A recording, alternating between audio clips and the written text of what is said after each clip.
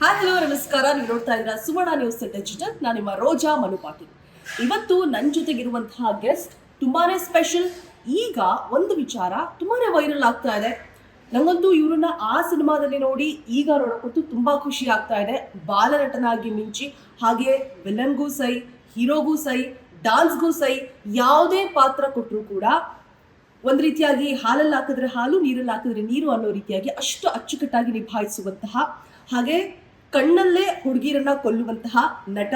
ಈಗಲೂ ಕೂಡ ಎಲ್ಲ ಹುಡುಗಿರಿಗೂ ತುಂಬಾ ಅಚ್ಚುಮೆಚ್ಚು, ತುಂಬಾ ಫೇವ್ರೇಟ್, ನಮ್ಮ ನಿಮ್ಮೆಲ್ಲರ ಪ್ರೀತಿಯ ಎಕ್ಸ್ಕ್ಯೂಸ್ ಮೀ ಖ್ಯಾತಿಯ ಸುನಿಲ್ ರಾವ್ ನನ್ನ ಜೊತೆಗಿದ್ದಾರೆ. ಬನ್ನಿ ಅವರ ಕಾರ್ಯಕ್ರಮಕ್ಕೆ ವೆಲ್ಕಮ್ ಮಾಡೋಣ. Sir hi, welcome to the show. Thanks for carrying words. ಹೇಗಿದ್ದೀರಾ? Yes, my baby. ಯಾವಾಗ್ಲೂ ಹಾಗೆ ಇದ್ದೀರಾ ಸರ್? ಆಗ್ಲೂ ಈಗಲೂ ಅದೇ ಆಗ್ಬೋ ಈಗೂ ಏನು ಚೇಂಜ್ ಆಗಿಲ್ಲ ಅಂತ ಹೇಳೋದು ಕರೆಕ್ಟ್ ಆಗಿದೆ ಅನ್ಸ್ತಿರೋದು. 100% ನೋಡಿ, ಆ ಹೊಳಪು, ಆ ಕಡೆ ಕಣ್ಣಲ್ಲಿ ಆ ರೋಮಿಯೋ ಲುಕ್ ಇನ್ನೂ ಹಾಗೆ ಇದೆ. ಇನ್ನೂ ಚಿಕ್ಕ ಹುಡುಗ ಹೇಗೆ ಹೋಗ್ತಾ ಇದೆ ಸರ್ ಲೈಫ್? ಚಿದ It is good. Life is good if you make it good. Let's just feel good about it. ಖುಷಿಯಾಗಿರ್ಬೋದು. ಸಕೆ ದೇವ್ರದೇ ಎಂಬ ಎಲ್ಲ ಹಿತೈಷಿಗಳ ದಯೆಯಿಂದ ಚೆನ್ನಾಗಿ ಸಿಕ್ಕಾಪಟ್ಟೆ. ನಾನು ಹೇಳಿದೆ ಬಾಲನಟನಾಗಿ ನಾನು ನೋಡಿದ ನೆನಪಾಗುತ್ತೆ. ಇಲ್ಲ ಶಾಂತಿ ಕ್ರಾಂತಿ ಸಿನಿಮಾದ ಬಗ್ಗೆ ಹೇಳ್ತಾ ಹೋದೆ ಸರ್. ಸಾಕಷ್ಟು ಚರ್ಚೆ ಆಗ್ತಾ ಇರುವಂತಹ ವಿಚಾರ ಸೋಷಿಯಲ್ ಮೀಡಿಯಾದಲ್ಲಿ. ಆ್ಯಂಡ್ 3 ದಶಕಗಳ ಹಿಂದೆ ಇದ್ದಂತಹ ಸಿನಿಮಾ ಈಗ ಮತ್ತೆ ರಿಲೀಸ್ ಆಗುವಂಥ ಒಂದು ಮಹಾಯುದ್ಧಕ್ಕೆ ಕೈ ಹಾಕ್ತಾ ಇದ್ದಾರೆ ಅಭಿಮಾನಿಗಳು ಅಂತ ಹೇಳಿದ್ರೆ ನಿಜಕ್ಕೂ ತಪ್ಪಾಗ್ಲಿಕ್ಕಿಲ್ಲ. ಸೊ ಅದ್ರ ಬಗ್ಗೆ ನಿಮ್ಮ ಒಂದು ಒಪಿನಿಯನ್? ಅಲ್ಲ, ಮೀನ್ಸ್ ಖುಷಿ ಆಗುತ್ತೆ. ಈಗ ಅಷ್ಟು ವರ್ಷದ ಹಿಂದೆ ಮಾಡಿದ ಸಿನಿಮಾ ಅದು ಈಗ ಮತ್ತೆ ಅಟ್ಲೀಸ್ಟ್ ಕರೆನ್ಸಿಯಲ್ಲಿದೆ, ಈಗ ಟ್ರೆಂಡ್ ಆಗ್ತಾ ಇದೆ, ಅದ್ರ ಬಗ್ಗೆ ಹೆಚ್ಚು ಮಾತನಾಡ್ತಾ ಇರ್ತಾರೆ ಅನ್ನೋದು ಒಂದು ಖುಷಿ ಆಗುತ್ತೆ ಡೆಫಿನೆಟ್ಲಿ. ಅದ್ರಲ್ಲಿ ನಾನು ಚಿಕ್ಕ ಪಾತ್ರ ಮಾಡಿದ್ದೆ ಅನ್ನೋದು ನನ್ಗೆ ಯಾವಾಗಲೂ ಅದೊಂದು ಖುಷಿ ಇದೆ. ಬಟ್ ಒಂದು ಸಿನಿಮಾ ಆಗಿ, ಒಂದು ಕನ್ನಡದ ಸಿನಿಮಾ ಬಗ್ಗೆ ಮತ್ತೊಮ್ಮೆ ಒಂದು ಹಳೆಯ ಸಿನಿಮಾ ಬಗ್ಗೆ ಇಷ್ಟೊಂದು ಆಸಕ್ತಿ ಬಂದಿರೋದು, ಈ ಥರ ಚಿಕ್ಕುಗಳ ಬಂದಿರೋದು, ಅಥವಾ ಅದನ್ನು ನೋಡಬೇಕು ಅನ್ನೋ ಹುಮ್ಮಸ್ಸು ಬಂದಿರೋದು, ಅದು ಖುಷಿ ಅಂತ ಅನಿಸುತ್ತೆ.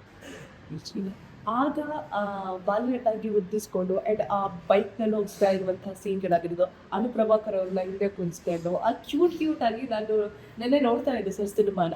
ವಾವ್ ಅಂತ ನನಗೆ ಆ್ಯಕ್ಚುಲಿ ಬಂದು ನೋಡಿದ ತಕ್ಷಣ ನಂಗೆ ಅದೇ ಸೀನ್ಸ್ ನೆನಪಾಯಿತು. ಸೊ ಆ ನೆನಪುಗಳನ್ನ ಮೆಲುಕು ಹಾಕೋದಾದರೆ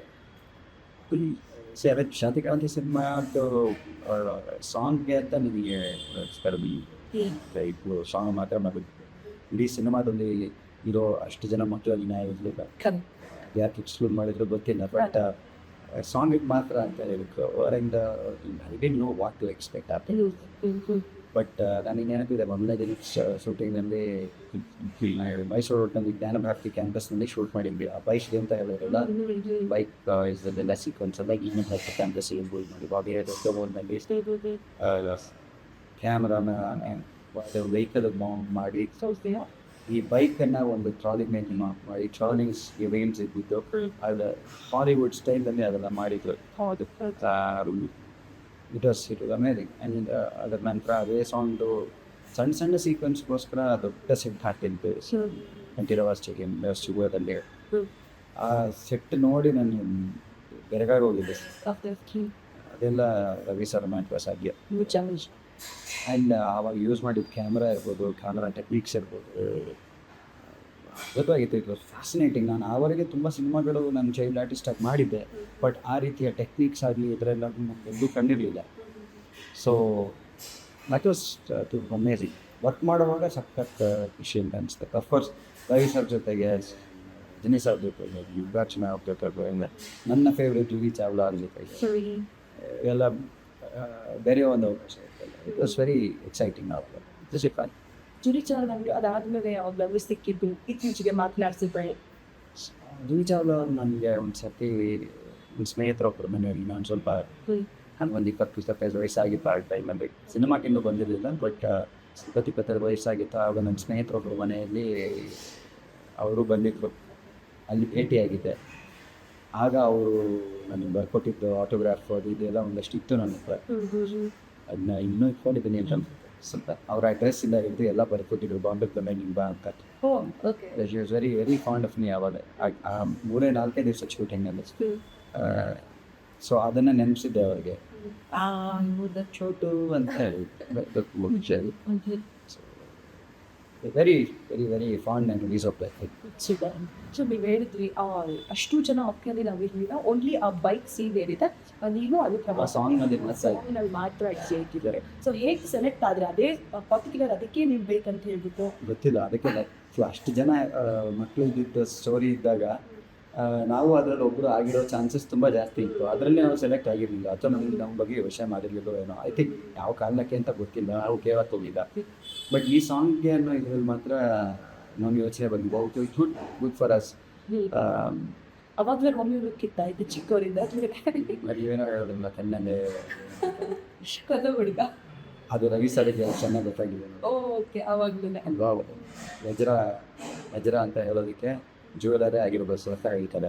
ಕರೆಕ್ಟ್. ಸೊ ಈ ಕಣ್ಣಲ್ಲಿ ಏನು ಮ್ಯಾಟರ್ ಇದೆ ಅಂತ ಸರಿಗೆ ಅವಾಗಲೇ ಗೊತ್ತಾವು. ಕೆಲಸಗಳಿಗೆ ಗೊತ್ತಾಗಿದೆ. ರವಿ ಸರ್ ಜೊತೆ ಈ ಶಾಂತಿಕರ ವಿಚಾರ ಬಗ್ಗೆ ಮೊದಲು ಅಪ್ಲಾಗಿರ್ತಾರೆ ಬಿಕಾಸ್ ಅವ್ರ ನಗ ಇತ್ತೀಚೆಗೆ ರಿಯಾಕ್ಟ್ ಮಾಡಿದ್ದಾರೆ ನನ್ನ ಕಿರಿ ಮಗ. ಸೊ ನೀವೇನಾದರೂ ಮಾತಾಡಿದ್ದು ಗೊತ್ತಾ? ಇಲ್ಲ, ನಾನು ರವಿ ಸರ್ ಜೊತೆಗೆ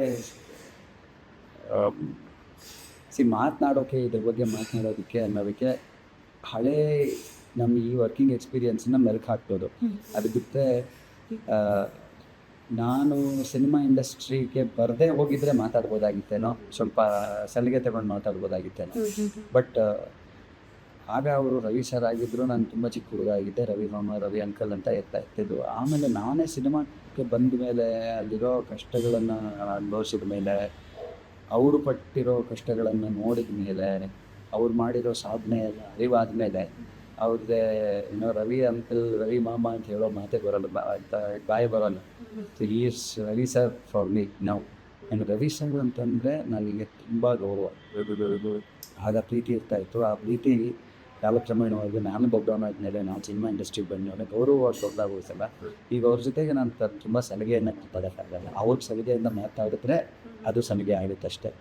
ಈವನ್ ದೋ ಅವ್ರ ತೊಡೆ ಮೇಲೆ ಕಿಂಚ್ಕೊಂಡು ಬೆಳೀತಿರೋದು ಇವೆಲ್ಲ ವರ್ಕ್ ಮಾಡೋ ಟೈಮಲ್ಲಿ ನಾನು ಶಾಂತಿಕ್ರಾಂತಿ ಮಾಡಿದ್ದೀನಿ, ರಾಮಾಚಾರಿ ಮಾಡಿದ್ದೀನಿ.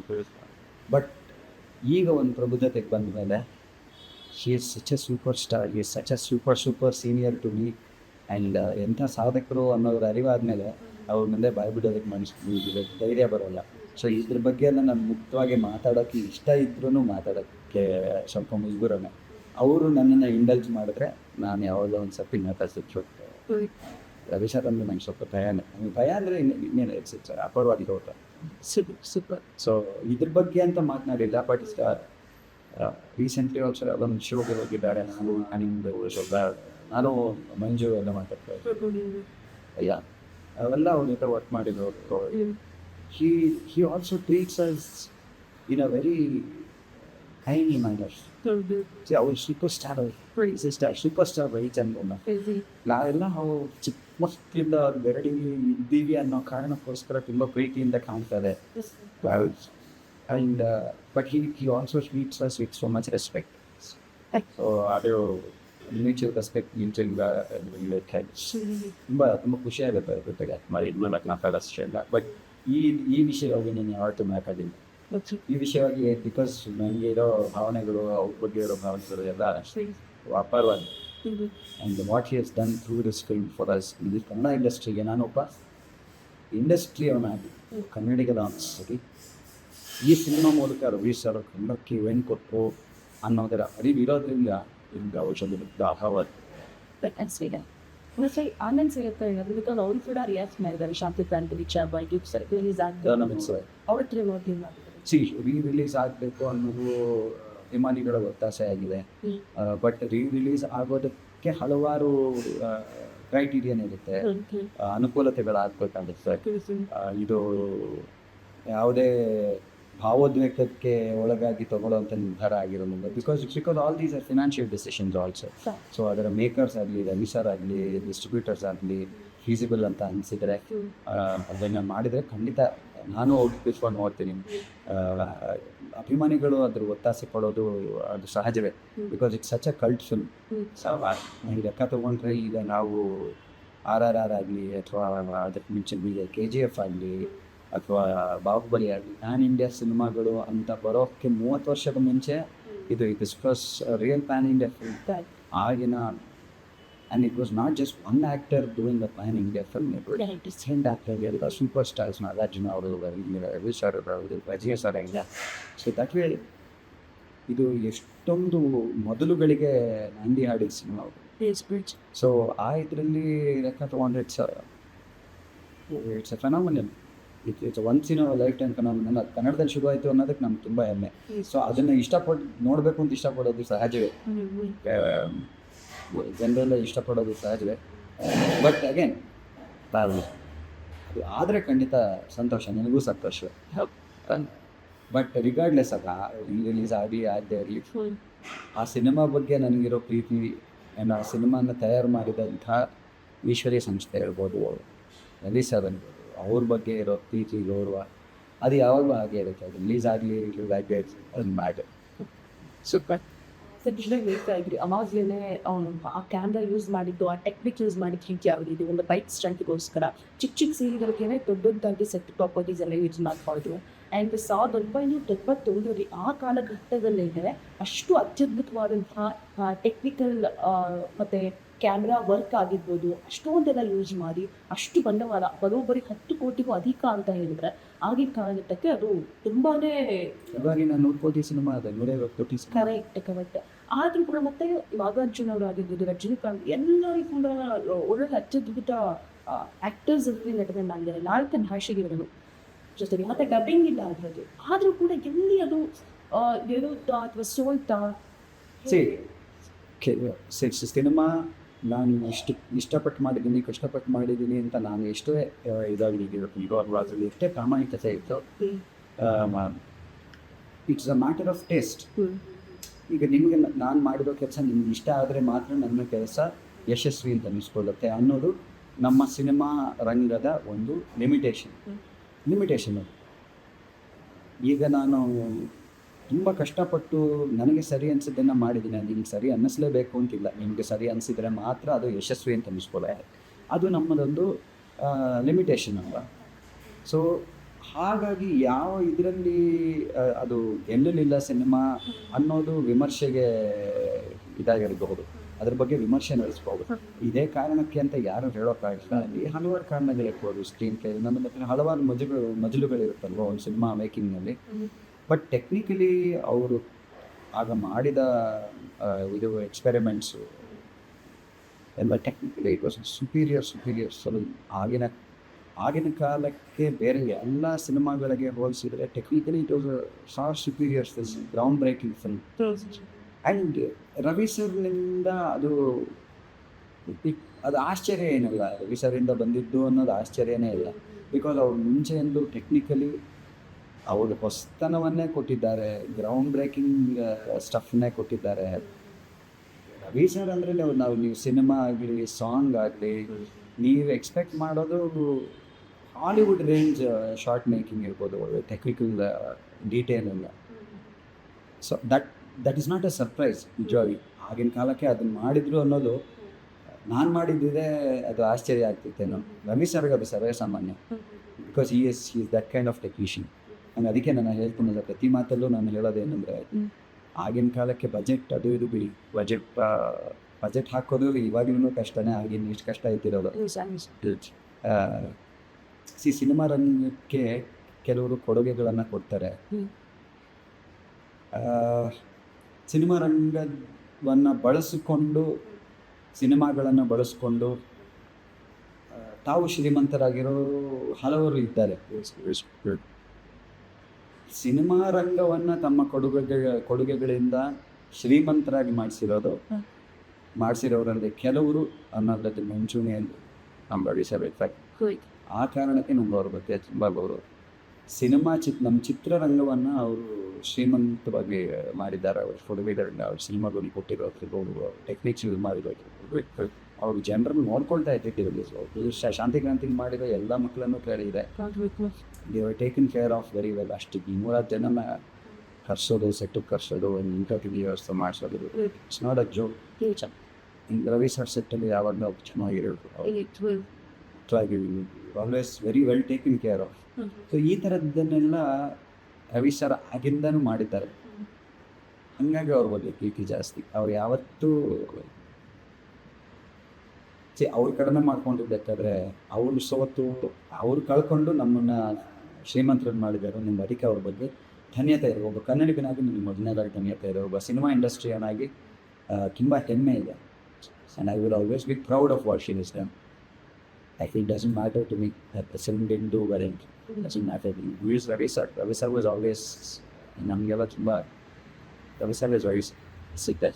ಆ ಸಮಯದಲ್ಲಿ ಒಂದಷ್ಟು ಸಮಸ್ಯೆಗಳಾಯಿತು ಅವರಿಗೆ ಒಂದು ಬಿಕಾಸ್ ಆವಾಗೆಲ್ಲ ತುಂಬ ಏನಂದರೆ ಅಷ್ಟಾಗಿ ಅದ್ರ ಬಗ್ಗೆ ನೋಡಿರದೇ ಇರೋದ್ರಿಂದ ಮಾತನಾಡೋಕ್ಕೂ ಕೂಡ ಕಷ್ಟ ಆಗುತ್ತೆ. ಹೌದು. ಬಿಕಾಸ್ ಏನು ಹೇಳಿರುತ್ತೆ ಗಾಳಿ ಮಾತುಗಳಾಗಿರ್ಬೋದು, ನಾವು ಸಿಕ್ಕಿರುವಂಥ ಮಾಹಿತಿ ಪ್ರಕಾರ ಒಂದಷ್ಟು ಪ್ರೊಟೆಸ್ಟ್ಗಳಾಗುತ್ತೆ, ರವಿಚಂದ್ರನ್ ಅವರ ಒಂದು ಹೆಸರೆಲ್ಲ ಹಾಳು ಮಾಡುವಂಥ ಕೆಲಸಗಳಾಗುತ್ತೆ. ಸೊ ಅದೆಲ್ಲವೂ ಕೂಡ ಸಿನಿಮಾ ಹೊರತಾ ಬಿಟ್ಟು ಅನ್ನುವಂಥ ಒಂದಷ್ಟು ಚರ್ಚೆಗಳು. ಆಗ ನಾನು ಇದೆಲ್ಲ ನೋಡಿದಾಗ ನಾನು ತುಂಬ ಚಿಕ್ಕವನು, ನಾನು ವಯಸ್ಸಿದ್ದೆ ದೊಡ್ಡವರದ್ದು ನಾನು ವಯಸ್ಸಿದ್ದೆ ಅದು. ಸೊ ಇದನ್ನೆಲ್ಲ ಅರ್ಥ ಮಾಡ್ಕೊಳ್ಳೋ ಶಕ್ತಿ ನನಗೆ ಇರಲಿಲ್ಲ, ಅಷ್ಟೊಂದು ಅರಿವು ಇರಲಿಲ್ಲ, ತಿಳುವಳಿಕೆನೂ ಇರಲಿಲ್ಲ. ಈಗ ಅದೆಲ್ಲ ನಡೆದುಕೊಂಡು ಘಟನೆ ಆಗಿರೋದ್ರಿಂದ ನನ್ನ ಬಗ್ಗೆ ನಮಗೆ ಅದ್ರ ಬಗ್ಗೆ ಅರ್ಥ ತಿಳುವಳಿಕೆ ಎತ್ಕೊಂಡು ಮಾತನಾಡೋದಕ್ಕೆ ತಪ್ಪಾಗುತ್ತೆ. ಬಟ್ ಒಂದು ಸಿನಿಮಾದ ಯಶಸ್ಸಿಗೆ ಹೇಗೆ ನೂರಾರು ಕಾರಣಗಳು ಇರ್ತವೆ. ಒಂದು ಸಿನಿಮಾ ಯಶಸ್ವಿ ಆಗಲಿಲ್ಲ ಅನ್ನೋದಕ್ಕೂ ನೂರಾರು ಕಾರಣಗಳಿರುತ್ತೆ. ಅದರಲ್ಲಿ ಇದು ಒಂದು ಇದ್ದಿತ್ತು. ಹುನ್ನಾರ ನಡೀತಾ ಏನೋ ಗೊತ್ತಿಲ್ಲ, ನನಗೂ ಗೊತ್ತಿಲ್ಲ, ಅದ್ರ ಬಗ್ಗೆ ಮಾತನಾಡೋಕ್ಕಾಗಲ್ಲ. ಬಟ್ ಈ ಥರ ಒಂದು ಸಿನಿಮಾ ಆಗ ಗೆದ್ದಿದ್ದಿದ್ರೆ ಐ ಥಿಂಕ್ ತುಂಬ ಚೆನ್ನಾಗಿರೋದು. ಗೆಲ್ಲಿಲ್ಲ ಅನ್ನೋದು ಒಂದು ವಿಷಾದದ ವಿಷಯ ಅಷ್ಟೇ. ಸರ್ ಜೂಲಿ ಚಾವ್ಲಾ ಅವ್ರನ್ನ ಮೀಟ್ ಮಾಡಿದ್ರಿ ಅಂತ ಹೇಳಿದ್ರಿ ರೀಸೆಂಟ್ಲಿ ಬಾಂಬೆಲ್ಲಿ ಅಂತ. ಇಲ್ಲ, ರೀಸೆಂಟ್ಲಿ ಇಲ್ಲ, ತುಂಬ ವರ್ಷ ಆಯಿತು. 20 ಇಯರ್ಸ್ಗಿಂತ ಜಾಸ್ತಿ ಆಯಿತು. ನಾನು ಸಿನಿಮಾ ಇಂಡಸ್ಟ್ರಿಗೆ ಬಂದಿರಲಿಲ್ಲ ಅವಾಗಿನ. Just happen to meet her. She was working, ಅವರು ಪ್ರೊಡ್ಯೂಸ್ ಮಾಡ್ತಾ ಇದ್ದ ಸಿನಿಮಾ ಒಂದು ಇದರಲ್ಲಿ I just happen to meet her. Rajinikanth ಅವ್ರನ್ನ ಭೇಟಿ ಮಾಡಿಕೊಳ್ಳಿ. ರಜನಿಕಾಂತ್ ಸರ್ ನಾನು ನಮಗೆ ಅಮೃತ ಮಹೋತ್ಸವ ಫಂಕ್ಷನಿಗೆ ಬಂದಿದ್ದಾಗೆ ಲಾಸ್ಟ್ ವೀಕ್ ಮಾಡ್ಬೋದು. ಅದೊಂದು ಆಸೆ ಇದೆ. ಬಟ್ ಏನಂದರೆ ನಮಗೆಲ್ಲ ಅವ್ರಗಳ ಬಗ್ಗೆ ತುಂಬ ಗೌರವ ಜಾಸ್ತಿ ಇದೆ. ಗೌರವ ಇದೆ, ಕೆಲವೊಂದು ವಿಷಯದಲ್ಲಿ ಭಕ್ತಿ ಅನ್ನೋಷ್ಟು ಗೌರವ ಇರುತ್ತೆ. ಅವ್ರ ಜೊತೆಗೆಲ್ಲ 1 ಸರ್ತಿ 2 ಸರ್ತಿ 3 ಸರ್ತಿ ಮೀಟ್ ಮಾಡಿದ್ದೀವಿ, ಅವ್ರ ಜೊತೆಗೆ ಮಾತನಾಡಿದ್ದೀವಿ ಅನ್ನೋದೇ ಒಂದು ಖುಷಿ ಇರುತ್ತೆ. ಅದು ಪದೇ ಪದೇ ಮೀಟ್ ಮಾಡಬೇಕು ಅನ್ನೋ ಆಸೆ ಇದ್ದೇ ಇರುತ್ತೆ. ಬಟ್ ಅದಕ್ಕೆ ಸಮಯ ಆಗಲಿ ಸಂದರ್ಭ ಆಗಲಿ ಒದಗಿ ಬಂದಿಲ್ಲ. ಒದಗಿ ಬಂದರೆ ಚೆನ್ನಾಗಿರುತ್ತೆ. Definitely I would like to interact with all of them. Because ಎಲ್ಲರಂತೆ ನನಗೂ ಕುತೂಹಲ ಇರುತ್ತೆ. ಅವರೆಲ್ಲ ಅಷ್ಟು ದೊಡ್ಡದಾಗಿ ಬೆಳೆದಿರ್ತಾರೆ, ಅಷ್ಟು ಇದಾಗ ಒಂದು ದೊಡ್ಡ ಸಾಧನೆ ಮಾಡಿರ್ತಾರೆ. ಅಂಥವ್ರ ಮನಸ್ಸಲ್ಲಿ ಏನಿರುತ್ತೆ ಅಂತ ತಿಳ್ಕೊಳ್ಬೇಕು, ಅವ್ರು ಎಂಥ ವ್ಯಕ್ತಿತ್ವ ಅಂತ ತಿಳ್ಕೊಳ್ಬೇಕು ಅನ್ನೋದು ನಮಗೂ ಇರುತ್ತೆ. ಬಿಕಾಸ್ ನಾವು ಎಲ್ಲೋ ಒಂದು ಕಡೆ ಅವರು ಸಾವಿರಾರು ಹೆಜ್ಜೆ ನಡೆದು ಬಂದಿರೋದ್ರಲ್ಲಿ ಮೊದಲನೇ ಹೆಜ್ಜೆ ನಾವು ಇರ್ತಾ ಇರ್ತೀವಿ. ಈ ಮಟ್ಟಕ್ಕೆ ಬೆಳಿಬೇಕು ಅಂದರೆ ಹೇಗೆ ಥಿಂಕ್ ಮಾಡ್ತಾರೆ, ಹೇಗೆ ಬಿಹೇವ್ ಮಾಡ್ತಾರೆ ಅನ್ನೋದು ನನಗೂ ಒಂದು ಕಲ್ತ್ಕೊಳ್ಳೋ ಆಸೆ ಇರುತ್ತೆ. ಸೊ ಆ ಇದರಲ್ಲಿ ಮೀಟ್ ಮಾಡಬೇಕು ಅನ್ನೋ ಆಸೆ ಇದೆ. But I haven't met him. ಆ ಫಂಕ್ಷನ್ನಲ್ಲಿ ಲಾಸ್ಟ್ ಮೀಟ್ ಮಾಡಿದ್ವಿ. ಆ್ಯಂಡ್ ಅದ್ರ ನಂತರ ನಾನು ಸಿಂಹ ಸ್ವಲ್ಪ ಶೋ. ಸೊ ಈಗ ಅವಕಾಶ ಅಂತ ಸಿಕ್ಕಿಲ್ಲ. Hopefully I get to meet all of them again. Nagarjuna ಅವ್ರ ಮಗ ಸಿಗ್ತಾ ಇರ್ತಾನೆ, ಕ್ರಿಕೆಟ್ ಆಡುವ ನಾವು ಪ್ರತಿ ಸರ್ತಿ ಇದು ಮಾಡ್ತಾ ಇರ್ತೀನಿ. ನಾಗಾರ್ಜುನ ಅವರು ಅದಾದಮೇಲೆ ನನಗೆ ಅಗೇನ್ ಸಿಕ್ಕಿದ್ರು ಒಂದು 2 ಸರ್ತಿ. Again he was also very very happy to know that. So but Juhi Chawla ಅವರು ತುಂಬ ಖುಷಿ ಪಟ್ಟಿದ್ದಾರೆ. ಹೌದು, ನನಗೆ ಅವ್ರ ಮೇಲೆ ತುಂಬ ಕ್ರಶ್ ಇತ್ತು. ನಾನು ಹೇಳ್ಕೊಂಡಿದ್ದೆ ದೊಡ್ಡವನಾದ್ಮೇಲೆ ಅದೇ ಸಿಕ್ಕಿರುತ್ತೆ. ಏನು ನನ್ನ ಮೊದಲನೇ ಕ್ರಶ್ ಅಂತ ಹೇಳ್ಕೊಂಡಿದ್ದೆ. ನಿಮ್ಮ ಪೋಸ್ಟರ್ ಎಲ್ಲ ನನ್ನ ರೂಮಲ್ಲಿ ಇರ್ತಾ ಇತ್ತು ಅಂತ ಹೇಳ್ಕೊಂಡಿದ್ದೆ. ತುಂಬ ಬ್ಲಶ್ ಮಾಡಿಬಿಟ್ಟಿದ್ದೆ. ಓ ಈ ಚಿಂಟು ದೊಡ್ಡ ಆಗ್ಬಿಟ್ಟಿದೆ ಇವಾಗ, ನೀವತ್ತ ಚೋಟುನೋ ಅಂತ ಹೇಳೋದು. ಸೊ ಆ ಥರ ಶುಕ್ರ. ಮತ್ತೆ ಕ್ರಿಕೆಟ್ ಅಂದರೆ ಭಾಳ ಪ್ರೀತಿ ಸೀರೀಸನ್ಗೆ. ರೀಸೆಂಟ್ಲಿ ಯಾವುದೋ ಟ್ರೋಫಿ ತೊಗೊಂಡಿದ್ದು ನೋಡಿದೆ ಸೀಸನ್ ಫಸ್ಟ್ ಐ ಥಿಂಕ್. ನಮ್ಮ ಸಮೃದ್ಧಿ ಮಂಜುನಾಥ್ ಅವರು ಮುಳುಬಾಗಿಲು ಎಣ್ಣೆ ಅಷ್ಟು ನಮ್ಮ ಸಾಯಿಗೆ ಪ್ರೊಡ್ಯೂಸರ್ ಅವರು ಏರ್ಪಡಿಸಿದ ಒಂದು ಟೂರ್ನಮೆಂಟು ಇಂಡಸ್ಟ್ರಿಗೆ ಅಂತ ಮಾಡಿತ್ತು. ಅದರಲ್ಲಿ ನನ್ನ ಕ್ಯಾಪ್ಟನ್ಸಿಯಲ್ಲಿ ನಾವು ಗೆದ್ವಿ ನಮ್ಮ ಟೀಮ್. ಖುಷಿ. ಕ್ರಿಕೆಟ್ ಎಷ್ಟು ಅಂದರೆ ಒಂದಷ್ಟು ಸ್ಟ್ರೆಸ್ ಪ್ರೆಷರ್ ನಮ್ಮ ಸಿನಿಮಾ ಆರ್ಟಿಸ್ಟ್ಗಳೆಲ್ಲರೂ ಕೂಡ ಬ್ಯಾಡ್ಮಿಂಟನ್ ಆಗಿರ್ಬೋದು ಕ್ರಿಕೆಟ್ ಆಗಿರ್ಬೋದು ಎಷ್ಟೇ ಬ್ಯುಸಿ ಸ್ಕೆಡ್ಯೂಲ್ ಇರ್ತದ ಅದಕ್ಕೆ ಅಂತ ಟೈಮ್ ಎತ್ತಿಕ್ಬಿಡ್ತಾರೆ ಸರ್.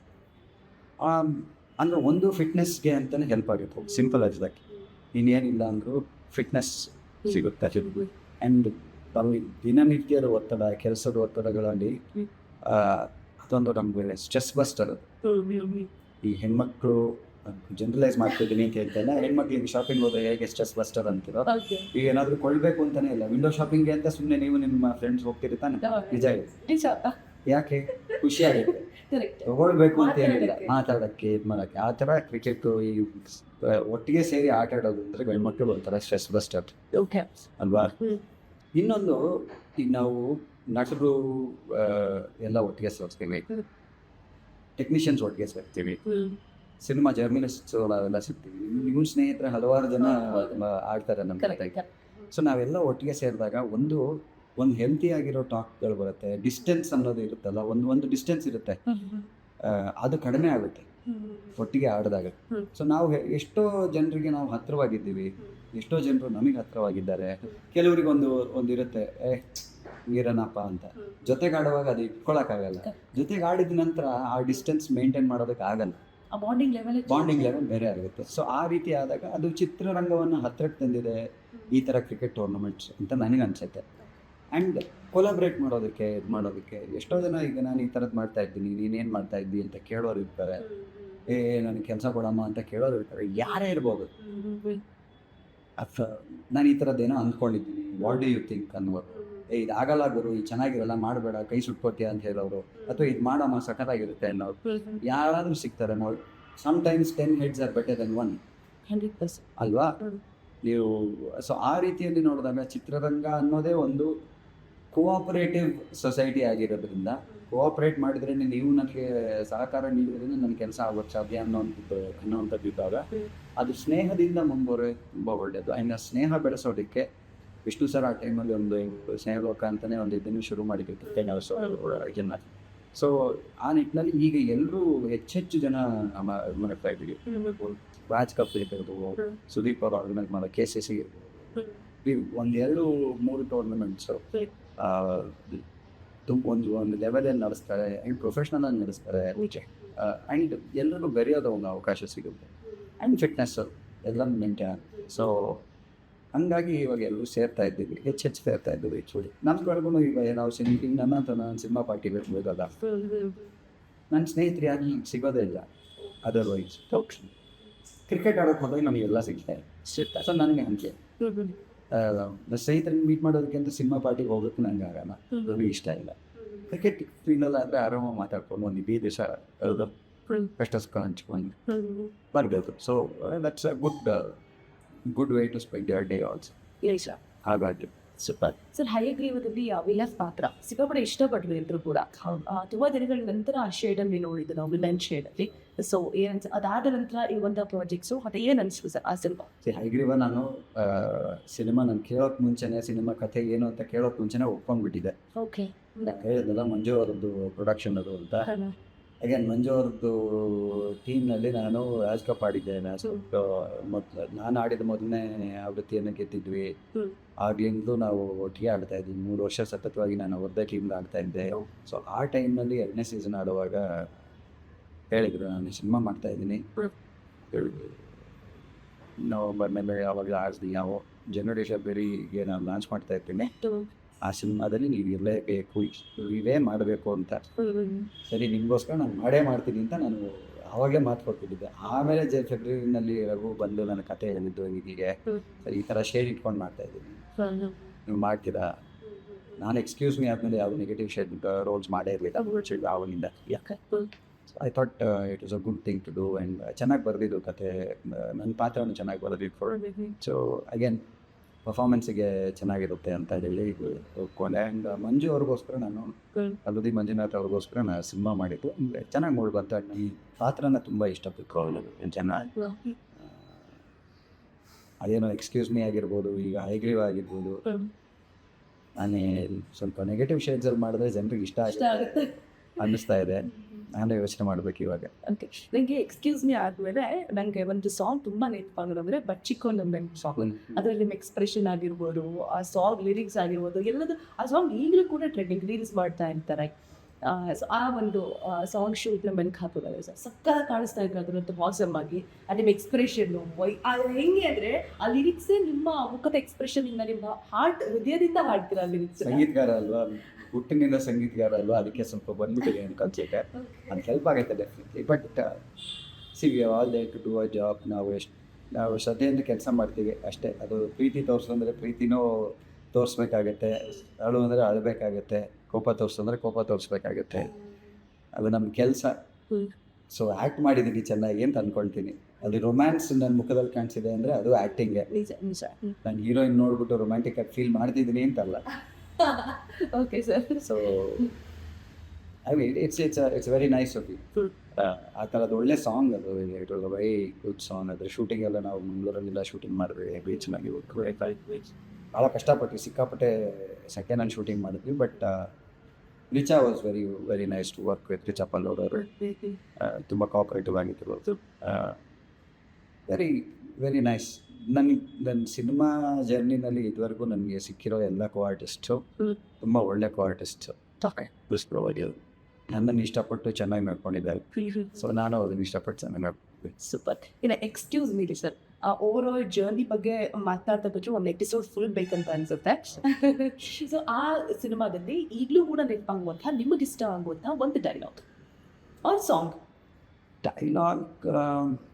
ಡೈಲಾಗ್ ಅಂತಂದರೆ ಅದು ಜನರಿಗೆ ಇಷ್ಟ ಆಗಿರೋದು ನಮಗೂ ಕೆಲವುದು ಹೆಚ್ಚು ಇಷ್ಟ ಆಗುತ್ತೆ. ಆ್ಯಂಡ್ ಐಕಾನಿಕ್ ಆಗಿಬಿಡುತ್ತೆ ಕೆಲವುದು. ನಾವು ಮಾಡೋ ಟೈಮ್ನಲ್ಲಿ ಆ ಊಹೆ ಮಾಡಿರೋಲ್ಲ ದಟ್ ಇಷ್ಟು ಚೆನ್ನಾಗಾಗುತ್ತೆ ಇದು ಅಂತ.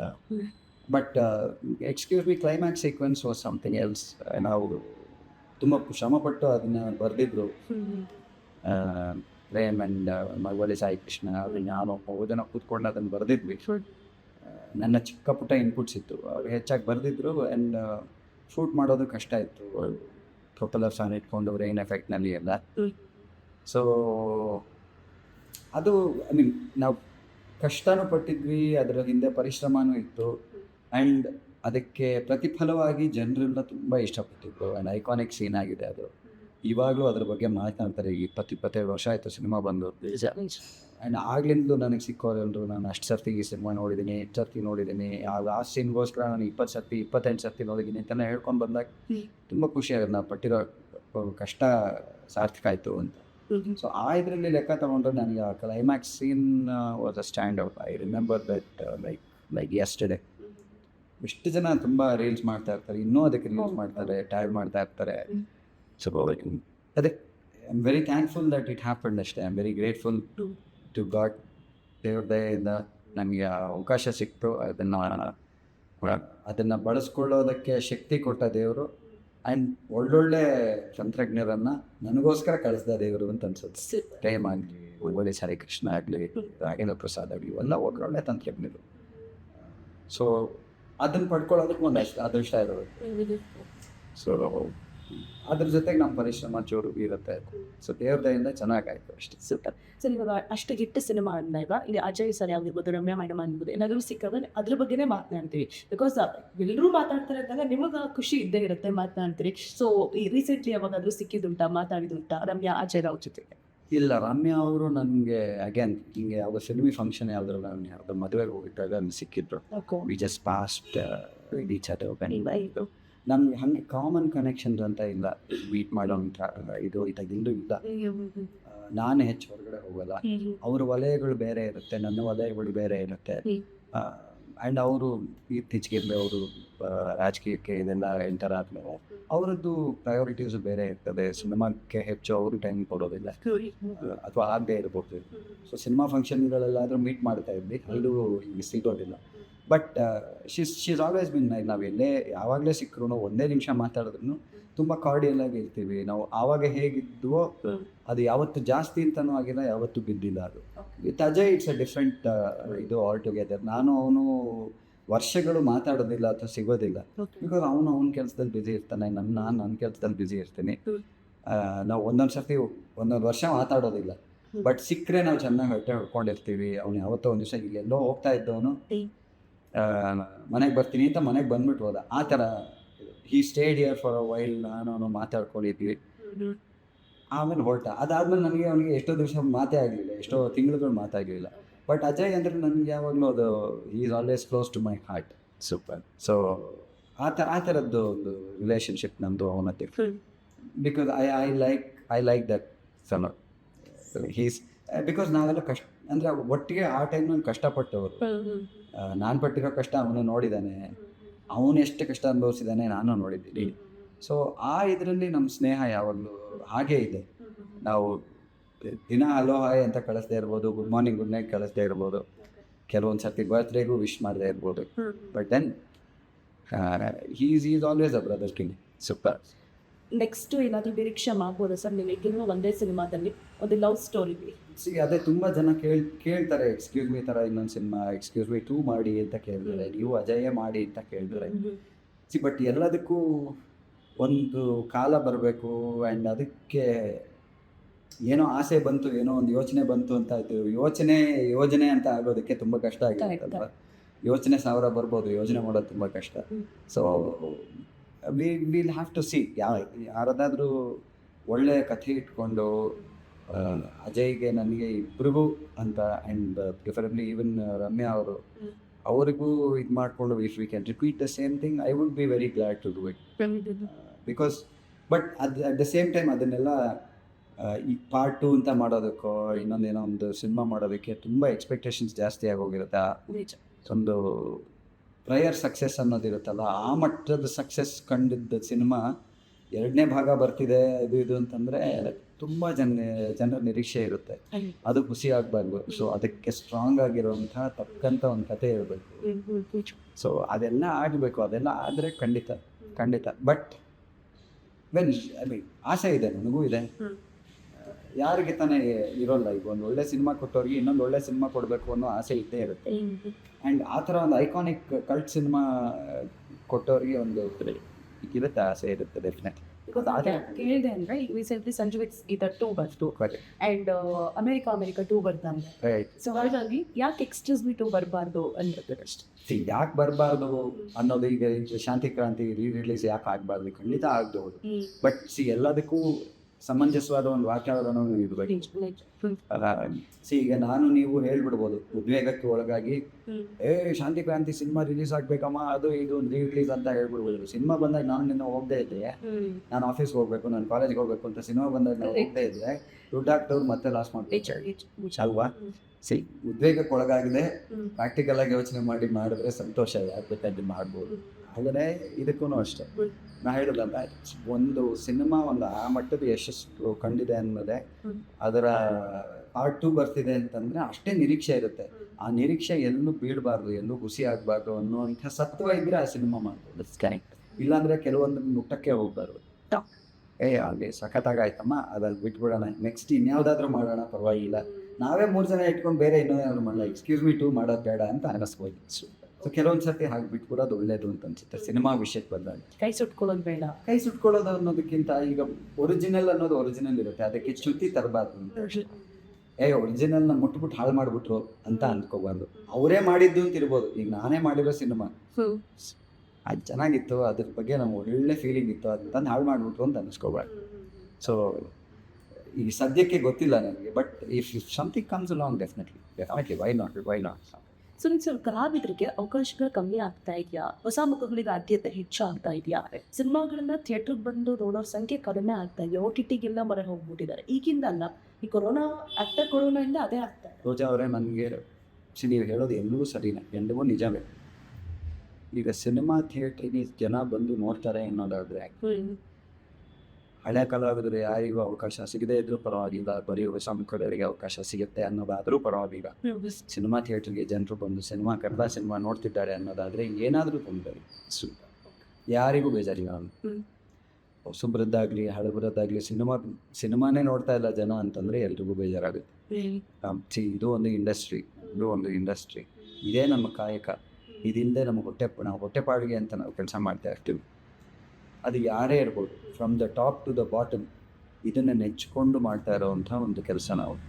ಆ್ಯಂಡ್ ಯಾರು ಕಳಪೆ ಗುಣಮಟ್ಟದ ಕೆಲಸ ಮಾಡಬೇಕು ಅಂತ ಮಾಡ್ತಿರೋದಲ್ಲ, ಇದು ಏನಾದರೂ ಚೆನ್ನಾಗಿರೋದು ಕೊಡಬೇಕು, ನಮ್ಮ ಕನ್ನಡ ಆಡಿಯನ್ಸಿಗೆ ಒಳ್ಳೆ ಚೆನ್ನಾಗಿರೋದು ಕೊಡಬೇಕು ಅನ್ನೋ ಹುಮ್ಮಸ್ಸಿಂದನೇ ಮಾಡ್ತಾ ಇರ್ತಾರೆ. ಕೆಲವೊಂದು ತಪ್ಪುಗಳಾಗ್ಬೋದು, ಕೆಲವರು ನನ್ನ ಕಡೆಯಿಂದ 3 ತಪ್ಪಾಗ್ಬೋದು, ನಿಮ್ಮ ಕಡೆಯಿಂದ 30 ತಪ್ಪಾಗ್ಬೋದು. ಕೆಟ್ಟ ಸಿನಿಮಾನ ಸೋಲ್ಸೋದು ತಪ್ಪಲ್ಲ, ಒಳ್ಳೆ ಸಿನಿಮಾ ಸೋಲ್ಸೋದು ತಪ್ಪಾಗಲ್ಲ. ನನ್ನ ಅಳಲು ಏನಪ್ಪ ಅಂತಂದರೆ, ನನ್ನ ವಿಷಾದ ಏನಪ್ಪ ಅಂತಂದರೆ, ಕೆಲವೊಂದು ವಿಷಯದಲ್ಲಿ ಕೆಟ್ಟ ಸಿನಿಮಾನ ಸೋಲಿಸ್ಬೇಕು. ಒಂದು ಸಿನಿಮಾ ಇಂಡಸ್ಟ್ರಿ ಗೆಲ್ಲಬೇಕು ಅಂದರೆ ಕೆಟ್ಟ ಸಿನಿಮಾನ ಗೆಲ್ಲೋಕೆ ಬಿಡಬಾರ್ದು. ಬಟ್ ಮೋರ್ ಇಂಪಾರ್ಟೆಂಟ್ಲಿ ಒಳ್ಳೆ ಸಿನಿಮಾನ ಯಾವತ್ತೂ ಸೋಲಕ್ಕೆ ಬಿಡಬಾರ್ದು. ಎಲ್ಲೋ ನಮ್ಮಲ್ಲಿ ಒಳ್ಳೆ ಸಿನಿಮಾಗಳಿಗೆ ಸೋಲು ಸಿಗ್ತಾ ಇದೆ. ಅದಕ್ಕೋಸ್ಕರ ನಮ್ಮ ಇಂಡಸ್ಟ್ರಿ ಸ್ವಲ್ಪ ಅಲ್ಲಾಡ್ತಿರೋದು ಅಂತ ನನಗನ್ಸುತ್ತೆ. ನೀವು ಯಾವುದೇ ಈಗ ಮಲಯಾಳಂ ಸಿನಿಮಾನ ಉದಾಹರಣೆಯಾಗಿ ತೊಗೊಂಡ್ರೆ ಅಲ್ಲಿ ಚಿಕ್ಕ ಚಿಕ್ಕ ಸಿನಿಮಾಗಳು ಮಾಡ್ತಾರೆ, ಕಥೆ ಚೆನ್ನಾಗಿರುವಂಥ ಸಿನಿಮಾಗಳು ಮಾಡ್ತಾರೆ. ಅದಕ್ಕೆ ದೊಡ್ಡ ದೊಡ್ಡ ಸ್ಟಾರ್ಸ್ ಸಹಕಾರ ನೀಡ್ತಾರೆ. ದೊಡ್ಡ ದೊಡ್ಡ ಸ್ಟಾರ್ಸಿಗೆ ಅವರ ಸ್ಟಾರ್ ವ್ಯಾಲ್ಯೂನೇ ಸಾಕು. ಆ ಸ್ಟಾರ್ ವ್ಯಾಲ್ಯೂನ ಇನ್ಕ್ರೀಸ್ ಮಾಡುವಂಥ ಸಿನಿಮಾಗಳು ಅವ್ರಿಗೆ ಬೇಕಾಗಿಲ್ಲ. ಅವರ ಆ್ಯಕ್ಟಿಂಗ್ ಎಬಿಲಿಟೀಸ್ನ ಯೂಸ್ ಮಾಡಿಕೊಂಡು ಕಥೆ ದೊಡ್ಡದು ಅಂತ ತೋರಿಸೋವಂಥ ಸಿನಿಮಾಗಳು ಬೇಕು. ಅದಕ್ಕೆ ಮೋಹನ್ ಲಾಲ್ ಅವರಾಗಲಿ, ಮಮ್ಮೂಟಿ ಅವರಾಗಲಿ, ಇನ್ನು ಯಾರೇ ದೊಡ್ಡ ಸೂಪರ್ ಸ್ಟಾರ್ಸ್ ಆಗಲಿ ಅದಕ್ಕೆ ಅವರು ಕೊಂಡಿದ್ದಾರೆ. ನಮ್ಮಲ್ಲಿ ಎಲ್ಲೋ ಅದರದ್ದು ಒಂದು ಕೊರತೆ ಆಗಿದೆ ಅಂತ ನನಗೆ ಅನಿಸುತ್ತೆ. ವಿಜೃಂಭಣೆ ಜಾಸ್ತಿ, ಗ್ಲೋರಿಫಿಕೇಶನ್ ಜಾಸ್ತಿ ಆಗ್ತಾ ಇದೆ. ಕಥೆ ಹೀರೋ ಆಗಬೇಕು, ಅದು ಆಗ್ತಾ ಇಲ್ಲ ಅಂತ ಅನ್ನಿಸ್ತಾ ಇದೆ. ಹಾಗಾಗಿ ನಮ್ಮ ಸಿನಿಮಾಗಳು ಚೆನ್ನಾಗಿ ಆಗ್ತಿಲ್ಲ ಅನ್ನೋದು ಒಂದು ನನ್ನ ಅನಿಸಿಕೆ.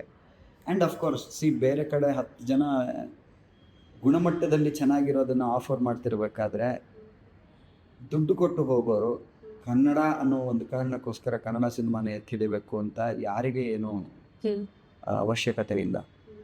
ನಾನು 200 ರೂಪಾಯಿ ಕೊಟ್ಟು 250 ರೂಪಾಯಿ ಕೊಟ್ಟು ಒಂದು ಟಿಕೆಟ್ ಕೊಡ್ತೀನಿ ಅಂತಂದರೆ ನನಗೆ ತಮಿಳ್ನಲ್ಲೋ ತೆಲುಗಿನಲ್ಲೋ ಗುಣಮಟ್ಟದಲ್ಲಿ ಶ್ರೇಷ್ಠವಾಗಿರೋ ಸಿನಿಮಾ ಸಿಗ್ತಾ ಇದೆ ಅಂತಂದರೆ ನಾನು ಸಹಜವಾಗಿ ಅಲ್ಲಿಗೆ ಹೋಗ್ತೀನಿ. ನನ್ನ ದುಡ್ಡು ಗುರು, ನಾನು ಕಷ್ಟಪಟ್ಟಿರೋದು ಅಂತ ಹೇಳಿದ್ರೆ ತಪ್ಪಿಲ್ಲ. ಸೊ ನಮ್ಮ ಕರ್ತವ್ಯ ಏನಾಗುತ್ತೆ ಒಂದು ಇಂಡಸ್ಟ್ರಿಯಾಗಿ, ಆ 250 ರೂಪಾಯಿ ಕೊಡೋ ಪ್ರೇಕ್ಷಕನಿಗೆ 2,500 ರೂಪಾಯಿ ಹೊರ್ತು ಕೊಡಬೇಕು. ನಾವು 10 ಪಟ್ಟು ಕೊಟ್ಟರು ಗುರು ನಮ್ಮ ಕನ್ನಡದವರು ಅಂತ ಹೇಳ್ಕೊಂಡು ಒಂದು ಸಿನಿಮಾನ ಮಿಸ್ ಮಾಡದೆ ಹೋಗುವಂಥ ಗುಣಮಟ್ಟ ನಾವು ಕೊಡೋಕ್ಕೆ ಶುರು ಮಾಡಿದ್ರೆ ಐ ಥಿಂಕ್ ಬದಲಾವಣೆ ಆಗುತ್ತೆ. ಬಟ್ ಅದಕ್ಕೆ ಐ ಥಿಂಕ್ ಗ್ರಾಸ್ ರೂಟ್ಸಿಂದನೇ ಬದಲಾವಣೆಗಳಾಗಬೇಕು ಅಂತ ನನಗೆ ಅನಿಸುತ್ತೆ. ಸ್ವಲ್ಪ ರೈಟರ್ಸ್ಗೆ ಬೆಲೆ ಕೊಡೋದು, ಕೆಲವೊಂದು ಪ್ರತೀತಿಗಳು ಸ್ವಲ್ಪ ತಲೆಕೆಳಕಾಗಬೇಕು ಅಂತ ಅನಿಸುತ್ತೆ. ಅಯ್ಯನ್ ಅದ್ರ ಕಡೆಗೆ ಎಲ್ಲ ದೊಡ್ಡ ದೊಡ್ಡವರು ಹಿರಿಯರು ಮಾಡ್ತಾ ಇದ್ದಾರೆ. ನಾವೆಲ್ಲ ಮೊನ್ನೆ ಬಂದವರು, ನಾವು ಮಾತಾಡೋಕ್ಕಾಗಲ್ಲ. ಹಿರಿಯರು ನಮ್ಮ ಸಿನಿಮಾ ಇಂಡಸ್ಟ್ರಿಯಲ್ಲಿ ನಡೆಸ್ತಾ ಇರೋರು, ವಾಣಿಜ್ಯ ಮಂಡಳಿ ಎಲ್ಲ ಅದ್ರ ಬಗ್ಗೆ ಶೋರ್ ಅವಲೋಕನ ಮಾಡ್ತಾ ಇದ್ದಾರೆ, ಅದ್ರ ಬಗ್ಗೆ ಚಿಂತನೆ ಮಾಡ್ತಾ ಇದ್ದಾರೆ.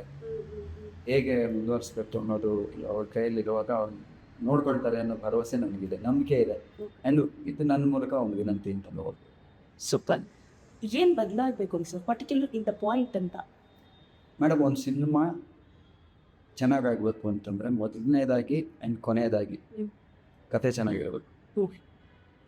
ನಿಮಗೆ ಕಥೆ ಚೆನ್ನಾಗಿದ್ದರೆ ಯಾರು ನಿಮ್ಮ ಸ್ಟಾರ್ ಅಂತ ನೋಡೋಲ್ಲ, ಯಾರು ನಿಮ್ಮ ಆ್ಯಕ್ಟರ್ ಅಂತ ನೋಡೋಲ್ಲ. ಕಥೆ ಚೆನ್ನಾಗಿದ್ದು ನನ್ನನ್ನು ಅದೇ ಎಂಗೇಜ್ ಮಾಡಿದರೆ ನನಗೆ ಸಿನಿಮಾ ಇಷ್ಟ ಆಗಿತ್ತು. ಕಥೆನೇ ಚೆನ್ನಾಗಿಲ್ಲದೆ ನಾನು ಯಾರನ್ನು ಹಾಕ್ಕೊಂಡ್ರು ಸಿನಿಮಾ ನಡೆಯಲ್ಲ ಅನ್ನೋದನ್ನು ಪದೇ ಪದೇ ಎಲ್ಲ ಭಾಷೆಗಳಲ್ಲೂ ಪ್ರೂವ್ ಆಗ್ತಾ ಇದೆ. ಎಲ್ಲ ಭಾಷೆಗಳಲ್ಲೂ ಪದೇ ಪದೇ ಪ್ರೂವ್ ಆಗ್ತಾ ಇದೆ. ಈಗ ಆರ್ಟಿಸ್ಟ್ಸ್ ಥರ ನೋಡ್ತಾ ಇದ್ದಾರೆ ಜನರು. ಕಥೆಯನ್ನು ತುಂಬ ಇಂಪಾರ್ಟೆಂಟ್ ಆಗಿ ನೋಡ್ತಾ ಇದ್ದಾರೆ. ನನ್ನ ಟೈಮಿಗೆ ಇದು ವರ್ತ ಅಂತ ನೋಡ್ತಾ ಇದ್ದಾರೆ. ಈ 2 ಗಂಟೆ 2.5 ಗಂಟೆ ನಾನು ಸಿನಿಮಾ ನೋಡ್ತಾ ಇದ್ದೀನಿ, 200 ರೂಪಾಯಿ ಖರ್ಚು ಮಾಡ್ಕೊಂಡು ಸಿನಿಮಾ ನೋಡ್ತಾ ಇದ್ದೀನಿ ಅಂತಂದರೆ ಅದಕ್ಕೆ ನನಗೆ ವರ್ತ್ ಬರಬೇಕು. ಸುಮ್ಮನೆ ಏನೋ ಊಟಕ್ಕೆ ಮಾಡಿಬಿಟ್ಟು ಕಳಿಸೋದಲ್ಲ ಅಂತ ಜನರು ಹೇಳೋಕೆ ಶುರು ಮಾಡಿದ್ದಾರೆ. ಬಿಕಾಸ್ ಅವರಿಗೆ they have so many options. OTT ಪ್ಲ್ಯಾಟ್ಫಾರ್ಮ್ಸ್ನಲ್ಲಿ ನಿಮಗೆ 50 ವರ್ಷದ ಹಿಂದೆಯಿಂದ ಇವಾಗ ನೆನ್ನೆ ಮೊನ್ನೆ ಬಂದಿದ್ದ ಸಿನಿಮಾವರೆಗೂ ಅಷ್ಟು ಆಪ್ಷನ್ಸ್ ಇದೆ. ಅದನ್ನೆಲ್ಲ ಬಿಟ್ಟು ಅವರು ಥಿಯೇಟ್ರಿಗೆ ಬರಬೇಕು ಅಂತಂದರೆ ನನ್ನ ಸಿನಿಮಾದಲ್ಲಿ ಒಂದು ಸತ್ವ ಇರಬೇಕು, ಒಂದು ಪ್ರಾಮಾಣಿಕತೆ ಇರಬೇಕು. ನನ್ನ ವಿಜೃಂಭಣೆಯಿಂದ ತೋರಿಸ್ಬೇಕು, ವೈಭವೀಕರಣವಾಗಿ ತೋರಿಸ್ಬೇಕು ಅನ್ನೋಕ್ಕೋಸ್ಕರ ಈಗ ಸಿನಿಮಾ ಮಾಡಿದ್ರೆ ಯಾರು ಸಿನಿಮಾನೂ ನಡೆಯಲ್ಲ. ಅದು ಪ್ರೂವ್ ಆಗಿದೆ. ಇನ್ನು ಮಾತಲ್ಲ, ಅದು ಜನರ ಮಾತು. ಐ ಥಿಂಕ್ ಅದು ವರ್ಡಿಕ್ಟ್ ಬಂದ್ಬಿಟ್ಟಿದೆ. ವೈಭವೀಕರಣ ಐ ಥಿಂಕ್ ದಟ್ ಇರಾ ಇಸ್ ಡನ್. ಸಿನಿಮಾ ಗೆಲ್ಲಬೇಕು ಅಂದರೆ ಕತೆ ಚೆನ್ನಾಗಿರಬೇಕು, ಕತೆ ಬರೆಯೋರಿಗೆ ಮರ್ಯಾದೆ ಕೊಡಬೇಕು, ದುಡ್ಡು ಕೊಡಬೇಕು. ಈ ಥರದ್ದೆಲ್ಲ ಕೆಲವರು ನಮ್ಮವ್ರಿಗೆ ಕಂಟ್ರೋಬೇಕು ಅಂತ ಅನ್ಸುತ್ತೆ. I think it is high time. ಕೆಲವರು ಮಾತಾಡ್ತಾರೆ ಇದ್ರ ಬಗ್ಗೆ, ಕೆಲವರು ಮಾತಾಡಲ್ಲ. Most of them won't talk about it. ನನಗೆ ಇರೋದನ್ನ ಇದ್ದಂಗೆ ಹೇಳೋ ಅಭ್ಯಾಸ. ರೈಟರ್ಸಿಗೆ ಬೆಲೆ ಬರಬೇಕು ಮೊದಲನೇದಾಗಿ. ಪೋಸ್ ಕೊಡೋರಿಗೆ ಬೆಲೆ ಕಡಿಮೆ ಆಗಬೇಕು. ಕೆಲಸ ಚೆನ್ನಾಗಿ ಮಾಡೋರಿಗೆ ಬೆಲೆ ಜಾಸ್ತಿ ಆಗಬೇಕು, ಪೋಸ್ ಕೊಡೋರಿಗೆ ಬೆಲೆ ಕಡಿಮೆ ಆಗಬೇಕು. ಆಗ ನಮ್ಮ ಇಂಡಸ್ಟ್ರಿ ಒಂದು ಹದಕ್ಕೆ ಬರುತ್ತೆ. ಕೆಲಸನೇ ಬರದೆ ಪೋಸ್ ಕೊಡೋರಿಗೆ ಮಣೆ ಹಾಕೋರು ಹೊರಗೆ ಹೋಗ್ಬೇಕು, ಅಂತ ಪೋಸ್ ಕೊಡೋರ್ನು ಹೊರಗೆ ಹಾಕಬೇಕು. ಆವಾಗ ಕೆಲಸ ಬಂದವ್ರಿಗೆ ಒಂದು ಮನ್ನಣೆ ಬರುತ್ತೆ. ಕೆಲಸ ಬಂದವ್ರು ಕೆಲಸ ಮಾಡಿದ್ರೆ ಚೆನ್ನಾಗಾಗುತ್ತೆ ಕೆಲಸ, ಇಲ್ಲಾಂದರೆ ಬರೀ ಕೆಲಸ ಆಗುತ್ತೆ, ಅಧ್ವಾನವಾಗಿ ಆಗುತ್ತೆ. ಸೊ ನಮ್ಗೆ ಯಾವುದು ಬೇಕು ಅಂತ ನಾವು ಡಿಸೈಡ್ ಮಾಡಬೇಕು. ಒಂದು ಇಂಡಸ್ಟ್ರಿ ಯಾವುದು, I think that is enough ಅನಿಸುತ್ತೆ. ಇಲ್ಲ, ನಾವು ಕ್ವಾಲಿಟಿಗೆ ಒತ್ತು ಕೊಡದೇ ಇದ್ದರೆ ಕ್ವಾಲಿಟಿ ರಿಸಲ್ಟ್ಸ್ ಬರಲ್ಲ. ಮೇಜರ್ ನೀವು ಹೇಳ್ತಾ ಇರೋದು ಇಲ್ಲಿ ಕಥೆನೇ ಹೀರೋ ಆಗಬೇಕು, ಕತೆಗೆ ಇರೋ ಸರ್ ನೋಡಿ ಮೇಡಮ್, ನಾವೆಲ್ಲ ಬೆಳೆದು ಬಂದಿರೋ ಜನರೇಷನ್ಸ್ ಯಾವುದು, ನೀವು ಯಾರದ್ದೇ ಸಿನಿಮಾ ತಗೊಳ್ಳಿ, ಆಗ heroes were big but they were never bigger than the film. ನೀವು ಡಾಕ್ಟರ್ ರಾಜ್ಕುಮಾರ್ ಅವರೇ ತಗೊಳ್ಳಿ, ವಿಷ್ಣು ಸರೇ ತಗೊಳ್ಳಿ, ಅನಂತ್ ನಾಗ್ ಅವರನ್ನೇ ತಗೊಳ್ಳಿ, ಶಂಕರ್ ನಾಗ್ ಅವರನ್ನೇ ತಗೊಳ್ಳಿ, ಇವ್ರು ಎಲ್ರಿಗಿಂತ ಯಾರು ದೊಡ್ಡ ಸ್ಟಾರ್ಸ್ ಅಲ್ಲ. ನಮ್ಮ ಸಿನಿಮಾ ಇಂಡಸ್ಟ್ರಿ, ನಮ್ಮ ಕನ್ನಡ ಸಿನಿಮಾ ಇಂಡಸ್ಟ್ರಿ ಬಗ್ಗೆನೇ ಮಾತಾಡಬೇಕು ಅಂತಂದರೆ ಇವ್ರಿಗೆಲ್ಲರಿಗಿಂತ ಯಾರು ದೊಡ್ಡವರು ಅಂತಲ್ಲ. ನೀವು ಅವರನ್ನು ಆರಾಧ್ಯ ದೈವ ಅನ್ನೋ ಮಟ್ಟಕ್ಕೆ ನಾವು ಬೆಳೆಸಿದ್ವಿ ಅಭಿಮಾನಿಗಳಾಗಿ ಅನ್ನೋದು ಎರಡನೇದು. ಬಟ್ ಅವ್ರು ಮಾಡಿದ ಸಿನಿಮಾ ಆಯ್ಕೆಗಳು ಯಾವುದಿದ್ವು, ಸಿನಿಮಾ ಚೆನ್ನಾಗಿರ್ತಾ ಇತ್ತು ಆ ಟೈಮ್ನಲ್ಲಿ, ಎಲ್ಲರೂ ಕೂತು ಎಂಜಾಯ್ ಮಾಡುವಂಥ ಸಿನಿಮಾಗಳು ಇರ್ತಾಯಿತ್ತು, ಸಿನಿಮಾದಿಂದ ಏನಾದರೂ ಕಲ್ತ್ಕೊಂಡು ಹೋಗ್ಬೋದು ಅನ್ನೋದು ಇರ್ತಾಯಿತ್ತು, ಮಜಾ ಮಾಡ್ತಾಯಿದ್ವಿ, ಎಂಟರ್ಟೈನ್ಮೆಂಟ್ಗೆ ಅಂತಲೇ ಅವಾಗಲೂ ಮಾಡ್ತಾಯಿದ್ವಿ. ಬಟ್ ಬರೀ ಎಂಟರ್ಟೈನ್ಮೆಂಟಿಗೋಸ್ಕರ ಅಥವಾ ಒಬ್ಬ ಹೀರೋನ ಏನೋ ದೊಡ್ಡದಾಗಿ ತೋರಿಸೋದಕ್ಕೋಸ್ಕರ ಅಂತ ಸಿನಿಮಾ ಮಾಡ್ತಾಯಿದ್ವಿ. ಹೀರೋ ಒಂದು ಪಾತ್ರವಾಗಿ ಮಾಡ್ತಾಯಿದ್ರು, ಕಥೆಯಲ್ಲಿ ಒಂದು ಪಾತ್ರ ಆಗಿ ಮಾಡ್ತಾಯಿದ್ರು, ಹಾಗೆ ಕಾಣಿಸ್ಕೊಳ್ತಾಯಿದ್ರು. ಅದಕ್ಕೆ ಸಿನಿಮಾ ಚೆನ್ನಾಗಾಗ್ತಾಯಿತ್ತು, ಸಿನಿಮಾನ ಇಷ್ಟಪಟ್ಟು ಬರೋರು. ನೀವು ಎಷ್ಟು, ನಾನು ಬೆಳೆಯೋ ಟೈಮ್ನಲ್ಲಿ ಎಷ್ಟು ಹಿಟ್ಸ್ ಆಗಿದೆ, ಆ ಸಿನಿಮಾ ಹಿಟ್ ಆಗೋದಕ್ಕೆ ಕಥೆ ಎಷ್ಟು ಕಾರಣ ಅಂತ ನೋಡಿದ್ರೆ 10ರಲ್ಲಿ 8ಕ್ಕೆ ಕಥೆ ಕಾರಣ ಇತ್ತು. ಅದು ನಮ್ಮಲ್ಲಿ ಬಿದ್ದೋಗಿದೆ ಈಗ. ಸೊ ಕಥೆ ಯಾವಾಗಲೂ ಹೀರೋ, ಒಂದು ಹೀರೋಯಿಂದ ಯಾವ ಸಿನಿಮಾನು ನಡೆಯಲ್ಲ ಈ ಭ್ರಮೆ. Unless you are mister Rajinikanth ಅವರ ಶಾರುಖ್ ಖಾನ್ ಅಂಥವ್ರೆ ಹೀರೋಗೋಸ್ಕರ ಸಿನಿಮಾಗೆ ಹೋಗ್ತೀನಿ ಅನ್ನೋರು ತುಂಬ ಕಡಿಮೆ. ಈಗ ನನಗೆ ಇಷ್ಟವಾದವ್ರು ಯಾರ್ದೋ ಸಿನಿಮಾಗೋಸ್ಕರ ನಾನು ಹೋಗ್ತೀನಿ, ಒಂದು ಸರ್ತಿ ಹೋಗ್ತೀನಿ. ಚೆನ್ನಾಗಿ ಇಷ್ಟ ಆಗಲಿಲ್ಲ ಅಂತಂದರೆ ನಾನೇ ಅವ್ರ ಸಿನಿಮಾಗೆ 2ನೇ ಸರ್ತಿಗೆ ಹೋಗಲ್ಲ. ನನ್ನ ಫ್ರೆಂಡ್ಸಿಗೆ ಇವಾಗ ಸೋಷಿಯಲ್ ಮೀಡಿಯಾ ಆ್ಯಂಡ್ ಇವಾಗ ಎಲ್ಲರೂ ಮುಕ್ತವಾಗಿ ಹೇಳ್ತಾರೆ, ನನ್ನ ಗುರು ಸಿನಿಮಾ ಅದು ಚೆನ್ನಾಗಿರಲಿಲ್ಲ ಅಂತ ಹೇಳ್ತಾರೆ. ಇವಾಗ ಆ ಅಂಧ ಭಕ್ತಿ ಹೊಟ್ಟೋಗಿದೆ. ಆಗಿರ್ಬೇಕಾದ್ರೆ I think everybody should make a change and give the story the due it deserves. ನೀವು ಯಾವುದೇ ನೋಡಿ, ನೀವು ಅನಂತ್ ನಾಗ್ ಅವ್ರು ನೋಡಿ, ರಮೇಶ್ ಅರವಿಂದ್ ಅವ್ರನ್ನ ನೋಡಿ, ಅವ್ರ ಸಿನಿಮಾಗಳೆಲ್ಲ ಯಾಕೆ ಚೆನ್ನಾಗಾಯಿತು, ವಿಷ್ಣು ಸರ್ ನೋಡಿ, ಅಣ್ಣವ್ರನ್ನ ನೋಡಿ, ಅಣ್ಣವ್ರದ್ದು ನಿಮ್ಗೆಲ್ರಿಗೂ ಗೊತ್ತಿರೋದೇ ಅದು. ವರ್ಧಣ್ಣ ಅವರು, ಪಾರ್ವತಮ್ಮ ಅವರು ಸ್ಕ್ರಿಪ್ಟ್ಗಳನ್ನು ಶಿಫ್ಟ್ ಮಾಡೋರು, ಅದನ್ನು ನೋಡಿ ಇಂಥ ಕಥೆ ಚೆನ್ನಾಗಿರುತ್ತೆ, ಇಂಥದ್ದು ನಮ್ಮ ಯಜಮಾನ್ರಿಗೆ ಚೆನ್ನಾಗಿರುತ್ತೆ ಅಂತ ಪಾರ್ವತಮ್ಮವ್ರು ಮಾಡ್ತಾಯಿದ್ರು. ಕರೆಕ್ಟ್. ಅಣ್ಣವರೇ ಅವ್ರು ಯಾವ ಸಿನಿಮಾ ಮಾಡಿದ್ರು, ಯಾವ ಪಾತ್ರ ಮಾಡಿದ್ರು ಅಣ್ಣವರೇ. ನಾನು ಅದು ಅವ್ರಿಗೋಸ್ಕರ ಹೋಗ್ಬಿಟ್ಟು ನೋಡ್ತೀನಿ. ಬಟ್ ಅದೇ ಅಣ್ಣವರು ಒಂದು ಕಡೆ ಹಿರಣ್ಯಕಶಿಪು ಮಾಡ್ತಾರೆ, ಇಷ್ಟ ಆಗುತ್ತೆ, ಇನ್ನೊಂದು ಕಡೆ ಕಸ್ತೂರಿ ನಿವಾಸ ಅಂತ ಸಿನಿಮಾ ಮಾಡ್ತಾರೆ. ಯಾಕೆ? ಕಥೆಗೆ ಚೆನ್ನಾಗಿ ಪ್ರಾಮುಖ್ಯತೆ ಕೊಡ್ತಾಯಿದ್ರು, ಅದಕ್ಕೋಸ್ಕರ. ಅದನ್ನು ಆ ಪಾಠಗಳನ್ನು ನಾವೆಲ್ಲೋ ಮರ್ತು ಬಿಟ್ಟಿದ್ದೀವಿ ಅಂತ ಅನಿಸುತ್ತೆ ಒಂದು ಚಿತ್ರರಂಗವಾಗಿ. ಒಂದು ಒಳ್ಳೆ ವಿಚಾರವಾಗಿ ದನಿ ಎತ್ತಿದ್ದೀರಾ ಸರ್, ಆದಷ್ಟು ಬೇಗ ಬದಲಾವಣೆ ಕಾಣಲಿ ಅಂತ. ದನಿ ಎತ್ತಿರೋದು ಅಂತಲ್ಲ ಮೇಡಮ್, ಇದು ನನ್ನ ಪ್ರಾಮಾಣಿಕವಾದ ಅನಿಸಿಕೆ. ಯಾಕಂದರೆ ಎಲ್ಲರಷ್ಟೇ ನನಗೂ ಚಿತ್ರರಂಗದ ಬಗ್ಗೆ ಕಾಳಜಿ ಇದೆ. ಆ್ಯಂಡ್ ಕೆಲವೊಂದನ್ನು ನಮಗೆ ಹುಷಾರು ತಪ್ಪೋಕ್ಕೆ ಮುಂಚೆ ಕೆಲವುದನ್ನು ನಾವು ರೆಮಿಡಿ ತೊಗೊಂಡ್ಬಿಟ್ರೆ ಒಳ್ಳೆಯದು. Prevention is better than cure. ಈಗೆಲ್ಲೋ ಒಂದು ಕಡೆ ನಮಗೆ ಹೊಡೆತ ಬೀಳೋಕ್ಕೆ ರೆಡಿ ಆಗ್ತಾ ಇದೆ. ಇವತ್ತು ನಾವು ಎಚ್ಚೆತ್ಕೊಳ್ಳಿಲ್ಲ ಅಂದರೆ ನಾಳೆ ನಮಗೆ ಹೊಡೆತ ಬೀಳುತ್ತೆ ಅನ್ನೋದಿದ್ದರೆ ನಾವು ಇವತ್ತು ಎಚ್ಚೆತ್ಕೊಳ್ಳೋದು ಒಳ್ಳೆಯದಲ್ವಾ. ಸೊ ಅದ್ರ ಕಡೆಗೆ ನನ್ನ ವಿಚಾರ ಅಷ್ಟೇ, ನನ್ನ ಅನಿಸಿಕೆ, ಇದು ಅಭಿಪ್ರಾಯ. Again all said and done, ನಾವೆಲ್ಲ ತುಂಬ ಚಿಕ್ಕವರು, ನಾವೆಲ್ಲ ಮೊನ್ನೆ ಬಂದವರು, ನಾವೇನೋ ಅಚೀವ್ ಮಾಡಿಲ್ಲದೆ ಇರೋರು.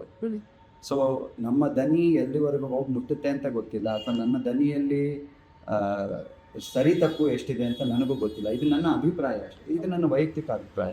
ಇದನ್ನು ಒಳ್ಳೆಯಬೇಕು ಅಂತಿಲ್ಲ, ನನ್ನದೇ ತಪ್ಪಿರ್ಬೋದು ಹೇಳೋಕ್ಕಾಗಲ್ಲ. But this is my honest opinion. Okay. ಅದರಿಂದ ಅದೇ ರೀತಿ ಎಲ್ರಿಗೂ ಅನಿಸಿದ್ರೆ ಅಥವಾ ಹಲವಾರು ಜನರಿಗೆ ಅನಿಸಿದ್ರೆ ಮೇ ಬಿ ಅವರು ಅದ್ರ ಕಡೆಗೆ ಗಮನ ಕೊಡ್ಬೋದು. ನಾವೆಲ್ಲರೂ ಕೈ ಜೋಡಿಸಿದ್ರೇ ಇದೆಲ್ಲ ಸಾಧ್ಯ. ಒಬ್ಬರಿಂದ ಯಾರು ನಮ್ಮ ಸಾಧ್ಯ ಆಗಬೇಕು. ಎಲ್ಲೋ ಒಂದು ಕಡೆ ಇಷ್ಟು ವರ್ಷಕ್ಕೆ ಯಾವುದೋ ಒಂದು ಮೆಗಾ ಹಿಟ್ಟು ಈ ವರ್ಷದಲ್ಲಿ ಬಂದಿರೋ ಎಷ್ಟೊಂದು ಸಿನಿಮಾಗಳಲ್ಲಿ it's the numbers are mind boggling. 250 cinema ಬರ್ತಾ ಇದೆ ಕನ್ನಡದಲ್ಲಿ. 2 ಸಿನಿಮಾ ಸೂಪರ್ ಹಿಟ್ ಆಗುತ್ತೆ ಅಥವಾ ಹಿಟ್ ಆಗುತ್ತೆ, 4 ಸಿನಿಮಾ ಆ್ಯಾವ್ರೇಜ್ ಹಿಟ್ ಆಗ್ತಾ ಇದೆ ಅಂತಂದರೆ ಎಲ್ಲೋ ಒಂದು ಕಡೆ ತುಂಬ ತುಂಬ ತುಂಬ ಕೊರತೆ ಇದೆ ಅಂತ. ನಾವು ಅದನ್ನು ಏನೂ ಆಗಿಲ್ಲ ಅಂತ ನಾವು ಇಟ್ಬಿಟ್ರೆ ಆಸ್ಟ್ರಿಚ್ಗಳ ಥರ ಆಗ್ಬಿಡ್ತೀವಿ. ತುಂಬ ದೊಡ್ಡ ಹೊಡ್ತಾ ಬೀಳುತ್ತೆ. ಎಲ್ಲೋ ಹೊಡ್ತಾ ಬೀಳಕ್ಕೆ ರೆಡಿ ಆಗ್ತಾ ಇದೆ ಅಂತ ನಾವು ಎಚ್ಚೆತ್ಕೋಬೇಕು. ಸೊ ಟಾಕ್ಸಿಕ್ ಟ್ರೇಲರ್ ರಿಲೀಸ್ ಆಯಿತು, ನೋಡಿದ್ರ ಏನು ಅನಿಸ್ತು? ಸಖತ್ತಾಗಿದೆ ಅನಿಸ್ತು. ಅಗೇನ್ ಅವ್ರು ಬೆಂಗಳೂರಿನಲ್ಲಿ ಅದನ್ನು ಹಮ್ಮಿಕೊಂಡ್ರು ಅನ್ನೋದು ಇನ್ನೊಂದು ಖುಷಿ. ಪ್ಯಾನ್ ಇಂಡಿಯಾ ಏನೇ ಇದ್ರೂ ಬೆಂಗಳೂರಿನಲ್ಲಿ ಹಮ್ಮಿಕೊಂಡ್ರು ಅನ್ನೋದು ನಮ್ಗೆ ಖುಷಿ, ಕನ್ನಡಿಗರಾಗಿ ಖುಷಿ. ಆ್ಯಂಡ್ ಚಿತ್ರರಂಗದವನಾಗಿ ನನಗೆ ಇನ್ನೂ ಖುಷಿ. ಆ್ಯಂಡ್ ಯಶ್ನ ಹಿತೈಷಿಯಾಗಿ ನನಗೆ ಇನ್ನೂ ಖುಷಿ. ನನಗೆ ಯಶ್ ಬಗ್ಗೆ ಎಷ್ಟು ಪ್ರೀತಿ ಅಭಿಮಾನ ಇದೆಯೋ ಅಷ್ಟೇ ಗೌರವ ಇದೆ. ಬಿಕಾಸ್ ಆತನಿಗೆ ಒಂದು ವಿಷನ್ ಇದೆ, ಅದನ್ನು ಎಕ್ಸಿಕ್ಯೂಟ್ ಮಾಡೋ ಕಡೆಗೆ ತುಂಬ ಶ್ರಮ ಪಡ್ತಾರೆ. ಹಾಗಾಗಿ ನನಗೆ ತುಂಬ ರೆಸ್ಪೆಕ್ಟ್ ಇದೆ. And I wish him very well. And it's not easy. It is not easy to achieve what he has done and to be trying the things that he is doing. ಬಾಲಿವುಡ್ನಲ್ಲಿ ಆ ರೇಂಜ್ಗೆ ಸಾಧನೆ ಮಾಡೋದಾಗಲಿ, risk ತಗೊಳ್ತಾ ಇರೋದಾಗಲಿ, it's not easy. ಅದು ನಮ್ಮ ಕನ್ನಡದವ್ರು ಯಾರೋ ಒಬ್ರು ಮಾಡ್ತಾ ಇದ್ದಾರೆ, ಆ ಮಟ್ಟಕ್ಕೆ ಬೆಳೆದಿದ್ದಾರೆ ಅಂದರೆ ತುಂಬ ಖುಷಿ ಆಗುತ್ತೆ. ತುಂಬ ತುಂಬ ತುಂಬ ಖುಷಿ ಆಗುತ್ತೆ, ತುಂಬ ಹೆಮ್ಮೆ ಅನಿಸುತ್ತೆ. ಯಶ್ ಒಬ್ರಿಗೆ ಅಂತಲ್ಲ, ಯಶ್ ಆಗಿ, ರಕ್ಷಿತ್ ಆಗಲಿ, ರಿಷಬ್ ಆಗಲಿ, ರಾಜ್ ಆಗಲಿ, ಎವ್ರಿಬಡಿ. ಇವಾಗ ಶಿವಣ್ಣ ಅವರು ಇಷ್ಟು ವರ್ಷ ನಮ್ಮ ಕನ್ನಡದಲ್ಲೇ ಇದ್ದವರು, ಈಗ ಫೈನಲಿ ಅವರ ಪವರ್ ಏನು ಅಂತ ಈಗ ತಮಿಳ್ನಲ್ಲಿ, ತೆಲುಗಿನಲ್ಲಿ ಎಲ್ಲದರಲ್ಲೂ ತೋರಿಸ್ತಾ ಇದ್ದಾರೆ. ಉಪ್ಪಿ ಸರ್ ಇರ್ಬೋದು, ಎಲ್ಲ ಸುದೀಪ್ ಅವರು ಟು ಅನ್ ಎಕ್ಸ್ಟೆಂಟ್ ಅವರು ಎಲ್ಲ ಹೊರಗಡೆ ಎಲ್ಲ ಹೊರಗಡೆ ಗೆದ್ದು ಬಂದರೆ ಮಾತ್ರ ನಮಗೆ ಹೆಮ್ಮೆ ಅಂತ ಅಲ್ಲ, ಹೊರಗಡೆ ಒಂದು ಹೆಸರನ್ನ ಮಾಡೋದು, ಜನಮನ್ನಣೆ ಪಡ್ಕೊಳ್ಳೋದು, ಅವರಿಂದ ಒಂದು ರೆಸ್ಪೆಕ್ಟ್ ಪಡ್ಕೊಳ್ಳೋದು ಎಷ್ಟು ಕಷ್ಟ ಅಂತ ನಮಗೆ ಗೊತ್ತು. ಹಾಗಾಗಿ ಇವರೆಲ್ಲ ಅದನ್ನು ಮಾಡ್ತಾ ಇದ್ದಾರೆ ಅಂದರೆ ನಮ್ಗೆ ಖುಷಿ. It's a matter of great pride that they are doing all this sometimes. And anybody small also, anybody big, ನನ್ನ ಕಡೆಯಿಂದ ಯಾವಾಗಲೂ ಒಂದು ರೆಸ್ಪೆಕ್ಟ್ ಇರುತ್ತೆ, ಒಂದು ಶುಭಾಶಯಗಳು ಇದ್ದೇ ಇರುತ್ತೆ. that they are doing something which is good for Kannada. ನಮ್ಮ ಕಡೆಯಿಂದ ಹೋಗ್ತಿದ್ದಾರೆ ಇವರು, ನಮ್ಮ ನೆಲದಿಂದ ಹೋಗ್ತಿದ್ದಾರೆ ಅನ್ನೋದು ನಮಗೊಂದು ಹೆಮ್ಮೆ ಇರುತ್ತೆ. ಆ ಥರ ನನಗೆ ಒಬ್ಬ ಸಾಮಾನ್ಯ ಕನ್ನಡಿಗನಾಗಿ ಯಾವಾಗಲೂ ಇದ್ದೇ ಇರುತ್ತೆ. ನಾನು ಯಾರು ಎತ್ತ ಅನ್ನೋದು ಹೆಮ್ಮೆ ವಿಷಯ. Super. So that way I wish him very great success. Toxic ಆಗ್ಬೋದು, ರಾಮಾಯಣ ಆಗ್ಬೋದು, ಯಶ್ಗೆ ಮಾಡ್ತಿರೋ ಎಲ್ಲ ಪ್ರಾಜೆಕ್ಟ್ಸು ಚೆನ್ನಾಗಾಗಲಿ. ಕನ್ನಡಿಗರಿಗೆ ಇನ್ನೂ ಹೆಮ್ಮೆ ತರುವಂಥ ಕೆಲಸಗಳು ನಿಮ್ಮಿಂದ ಹಲವಾರು ಆಗಲಿ ಅಂತ ವಿಶ್ ಮಾಡಿ. ಸೂಪರ್. ಸರ್, ತಾಯಿ ಹೇಗಿದ್ದಾರೆ? ರೀಸೆಂಟ್ಲಿ ಡಿಸ್ಚಾರ್ಜ್ ಆಗಿ ಬಂತು ಅಂತ ಅವರಿಗೆ ಸ್ವಲ್ಪ ಒಂದು ಸಣ್ಣ ಇಶ್ಯೂ ಆಗಿತ್ತು. 85 ಆಗಿದೆ ಅವರಿಗೆ ಈಗ. ಸೊ ಆವಾಗ ಒಂದು ಸ್ವಲ್ಪ ಇದಾಗ್ತಾ ಇರುತ್ತೆ. ಬಟ್ ದೇವ್ರ ದಯೆಯಿಂದ ಶಿ ಇಸ್ ಬ್ಯಾಕ್ ಹೋಮ್. ತಾನೇ ಕರ್ಕೊಂಡು ಬಂದಿದ್ದೆ ಹಾಸ್ಪಿಟ್ಲಿಂದ, ಬೆಟರ್ ಆಗ್ತಾ ಇದ್ದಾರೆ.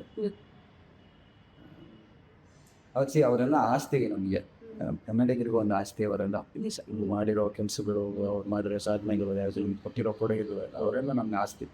ಸೊ ಅವರೆಲ್ಲ ನಮ್ಮ ಮಧ್ಯೆ ಇನ್ನೂ ಇರಬೇಕು, ನಾವು ಬೆಳೆಯೋದನ್ನು ಅವ್ರು ನೋಡಬೇಕು, ನಮ್ಗೆ ಇನ್ನೂ ದಾರಿ ತೋರಿಸ್ಬೇಕು ಅನ್ನೋದು ನಮ್ಗೆ ಆಸೆ ಇದೆ. ದೇವ್ರ ದಯೆಯಿಂದ ಚೆನ್ನಾಗಿತ್ತು. ಸಿದ್ಧ. ಅಕ್ಕ ಕೂಡ ಸಿಂಗರ್ ಸರ್, ಏನು ಮಾಡ್ತಾ ಇದ್ದಾರೆ? ಅಕ್ಕ ಮುಂಬೈನಲ್ಲೇ ಇದ್ದು ಇಷ್ಟು ವರ್ಷ. ಶಿ ಈಸ್ ಆಲ್ಸೋ ಸಿಂಗಿಂಗ್ ಶೋಗದು ಇದು ಮಾಡ್ತಾರೆ. But she is in her own space. ಅವರು ಬೇರೆ ಇದರಲ್ಲೂ ಈಗ she is entering other fields also. She last few ಇಯರ್ಸಿಂದ. ಸೊ ಕಲೆ ನೆಚ್ಕೊಂಡು ನಾವೆಲ್ಲ ಇರೋದು, ಕಲೆಯಿಂದ ನಾವು ಚೂಡಿ ಪಾರ್ಕ್ ಹೆಸರು ಅಂತ ಮಾಡಿರೋದು, ಕಲೆಯಲ್ಲೇ ಇದ್ದೀವಿ. ಓಕೆ. ಮತ್ತು ಇನ್ನೊಂದು ನನ್ನ ಕ್ಯೂರಿಯಾಸಿಟಿ ಹೊಡ್ತು, ನಾನು ಈ ಥರ ಅಂತ ಅಂದ್ಕೊಂಡಿದ್ದೀನಿ. ನೀವು ಬಂದ ತಕ್ಷಣ ನನ್ನ ಹಸ್ಬೆಂಡ್ ಅಂತ ಹೇಳಿದ್ರೆ ಧರ್ಮಪತ್ನಿಗೆ ಯಾಕೆ ಅಂತ ಹೇಳ್ಬಿಟ್ಟು? ಅಲ್ಲ, ಒಂದು ಮ್ಯಾರೇಜ್ನಲ್ಲಿ ಯಾರು ಜೋರು ಇರ್ತಾರೋ ಅವ್ರ ಹಸ್ಬೆಂಡ್ ಅಂತ ವಾಡಿಕೆ ಅಲ್ವಾ? ಓಕೆ. ನನ್ನ ಹೆಂಡತಿ ನೋಡೋಕ್ಕೆ ತುಂಬ ಸಾಫ್ಟು, ಮಾತಾಡೋದೆಲ್ಲ ಸಾಫ್ಟು, ನನ್ನ ಜೊತೆ ಮಾತ್ರ ಸ್ವಲ್ಪ ಜೋರು. ಓಕೆ. ಇಲ್ಲ, ಆಚೆ ಹೇಳೋದು ಅನ್ಸುತ್ತೆ. ಸುಮ್ಮನೆ ತಮಾಷೆ ಹೇಳ್ತೀನಿ. ನನಗೆ I don't believe in all those constructs, ಆ ಥರ ಜೆಂಡರ್ ಕಾನ್ಸ್ಟ್ರಕ್ಟ್ಸ್ ಅಂತ ನನಗೆ ಇದಿಲ್ಲ. ನಾನು ಅದನ್ನ ಹೇಳ್ಕೊಳ್ಳೋದು ತುಂಬ ಒಂಥರ ಖುಷಿ ಅನ್ಸುತ್ತೆ. ಸುಮ್ಮನೆ ಅಂದರೆ ಆಕೆಗೆ ರೇಗ್ಸಕ್ಕೆ ತುಂಬ ಇಷ್ಟ ನನಗೆ. ಯಾಕಂದರೆ ಅವ್ರು ಏನು ಹೊಡಿಯಲ್ಲ ಪಡಿಯಲ್ಲ ಏನೂ ಮಾಡಲ್ಲ. ಹೊಡೆಯೋ ಹೆಂಡತಿ ಸಿಗ್ಬೇಕಿತ್ತ ಸರ್? ಹೊಡೆಯೋ ಹೆಂಡತಿ ಸಿಗ್ಬೇಕಿತ್ತ? ನನಗೆ ನಿಜ ಹೇಳ್ಬೇಕೆ ನಿಮ್ಗೆ ಇಷ್ಟ?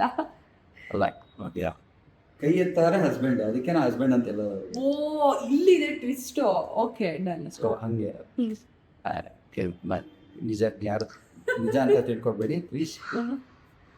ವೆರಿ ಗುಡ್ ಗರ್ಲ್, ತುಂಬ ಸಾಫ್ಟ್ ಇಲ್ಲಿ. ಸೊ ಅವ್ರಿಗೆ ಅವಾಗಾದ್ರೂ ಸ್ವಲ್ಪ ಈ ಥರ ಮಾತು ಹೇಳಿ ಸ್ವಲ್ಪ ಹೊಟ್ಟೆ ಕೇಳ್ಸೋಣ. Okay okay sir. So give her the power ಅಂತ ಹೊಡಿಬೋದ ಮನೆ ನಾನು ಜೋರು ಮಾಡ್ಬೋದು ಅಂತ ನಾನು ಹಿಂಗಾದ್ರೂ ಹೇಳ್ಕೊಡೋಣ. Okay, but it's good. ಸುಮ್ಮನೆ ತಮಾಷೆ. ಸಿಕ್ಕಾಪಟ್ಟೆ ಖುಷಿ ಆಯಿತು ಸರ್ ನಿಮ್ಮ ಒಟ್ಟಿಗೆ ಮಾತನಾಡಿ, ಒಂದಷ್ಟು ಸಮಯವನ್ನು ಕಳೆದು. ನನಗೆ ಒಂದು ಸಂದರ್ಶನ, ಒಂದು ಚಿಟ್ಚಾಟ ಅನ್ನಿಸ್ಲೇ ಇಲ್ಲ. ಒಂದು ಕಥೆನ ಹೇಳ್ತಾ ಹೋದ್ರು ಸುನಿಲ್ ಸರ್ ಅಂತ ಅನ್ನಿಸ್ತು. ಆ್ಯಂಡ್ ಆದಷ್ಟು ಬೇಗ ನಿಮ್ಮನ್ನ ಬಿಗ್ ಸ್ಕ್ರೀನಲ್ಲಿ ಒಂದು ಒಳ್ಳೆ ಸಿನಿಮಾದ ಮುಖಾಂತರ ಮತ್ತೆ Romeo, we all are hero any character ನೋಡುವಂತಾಗಲಿ ಅಂತ ಆಶಿಸ್ತಾ, ಥ್ಯಾಂಕ್ ಯು ಸೋ ಮಚ್ ನಿಮ್ಮ ಅಮೂಲ್ಯವಾದ ಸಮಯವನ್ನು ನನ್ನ ಜೊತೆ ಕಳೆದಿದ್ದೀರಿ. Thank you. ಈ ಒಂದು ಸಿನಿಮಾದ ಒಂದು ಯೋಚನೆ ನಡೀತಾ ಇದೆ, ಒಂದು ಯೋಜನೆ ಆಗಕ್ಕೆ. ಶೀಘ್ರದಲ್ಲಿ ಅದರ ಅನೌನ್ಸ್ಮೆಂಟ್ ಆಗುತ್ತೆ. ನಾನು ಏನೇ ಪಾತ್ರ ಮಾಡಿದ್ರು ಒಂದು ಒಳ್ಳೆ ಪಾತ್ರ ಮಾಡಬೇಕು, ಒಂದು ಒಳ್ಳೆ ಸಿನಿಮಾ ಮಾಡಬೇಕು, ಜನರ ಹತ್ರ ನಾನು ಚಪ್ಪಾಳೆ ತಟ್ಟಿಸ್ಕೋಬೇಕು ಅನ್ನೋ ಕೆಲಸಕ್ಕೋಸ್ಕರ ನಾನು ಈ ಸಿನಿಮಾ ರಂಗದಲ್ಲಿ ಇರೋದು.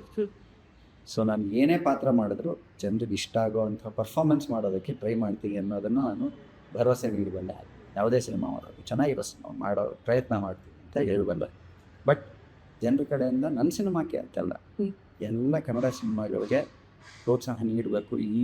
ಎಸ್ಪೆಷಲಿ ಈ ಟೈಮ್ನಲ್ಲಿ ನಮ್ಮ ಇಂಡಸ್ಟ್ರಿಗೆ ಸ್ವಲ್ಪ ಏರ್ಪೇರ್ ಆಗ್ತಿರೋದ್ರಿಂದ ಪ್ರೋತ್ಸಾಹ ನಿಜವಾಗ್ಲೂ ನಮ್ಮ ಇಂಡಸ್ಟ್ರಿಗೆ ಬೇಕು ಈ ಟೈಮಲ್ಲಿ. ಸೊ ಕನ್ನಡ ಸಿನಿಮಾಗಳನ್ನು, ಒಳ್ಳೆ ಸಿನಿಮಾಗಳನ್ನು ಸೋಲೋಕ್ಕೆ ಬಿಡಬೇಡಿ. ಸಾಧ್ಯ ಆದಷ್ಟು ಎಲ್ಲ ಕನ್ನಡ ಸಿನಿಮಾಗೆ ಮೂವಿ ಅಂತ ಅಷ್ಟೇ ಕೇಳ್ಕೊಳ್ತೀನಿ. ಎಲ್ಲ ಕನ್ನಡ ಸಿನಿಮಾಗಳನ್ನು ಪ್ರೋತ್ಸಾಹಿಸಿ. Okay, thank you so much sir. And ನೋಡಿದ್ರಲ್ವ ವೀಕ್ಷಕರೇ, ಇದಿಷ್ಟು ಇವತ್ತಿನ ಸುನೀಲ್ ಅವರ ಶಾಂತಿ ಕ್ರಾಂತಿ ವಿಚಾರವಾಗಿ, ಹಾಗೆ ಅವರ ಲೈಫ್ ಜರ್ನಿ, ಒಂದಷ್ಟು ಮುಖ್ಯವಾದಂತಹ ಅವರ ಆಲೋಚನೆಯಲ್ಲಿರುವಂತಹ ವಿಚಾರಗಳನ್ನು ನಮಗೆ ತಿಳಿಸ್ಕೊಡುವಂಥ ಪ್ರಯತ್ನವನ್ನು ಮಾಡಿದ್ದಾರೆ. ಇನ್ನಷ್ಟು ಒಳ್ಳೊಳ್ಳೆ ಕಂಟೆಂಟ್ಗಳಿಗಾಗಿ ಫಾಲೋ ಮಾಡ್ತಾ ಇರಿ ಸುವರ್ಣ ನ್ಯೂಸ್ ಡಿಜಿಟಲ್ ಪೇಜ್. ಇಷ್ಟು ಸುದ್ದಿ ಕೊಟ್ಟ ನಾನು ರೋಜಾ ಮನುಪಾಟಿ. Thank you.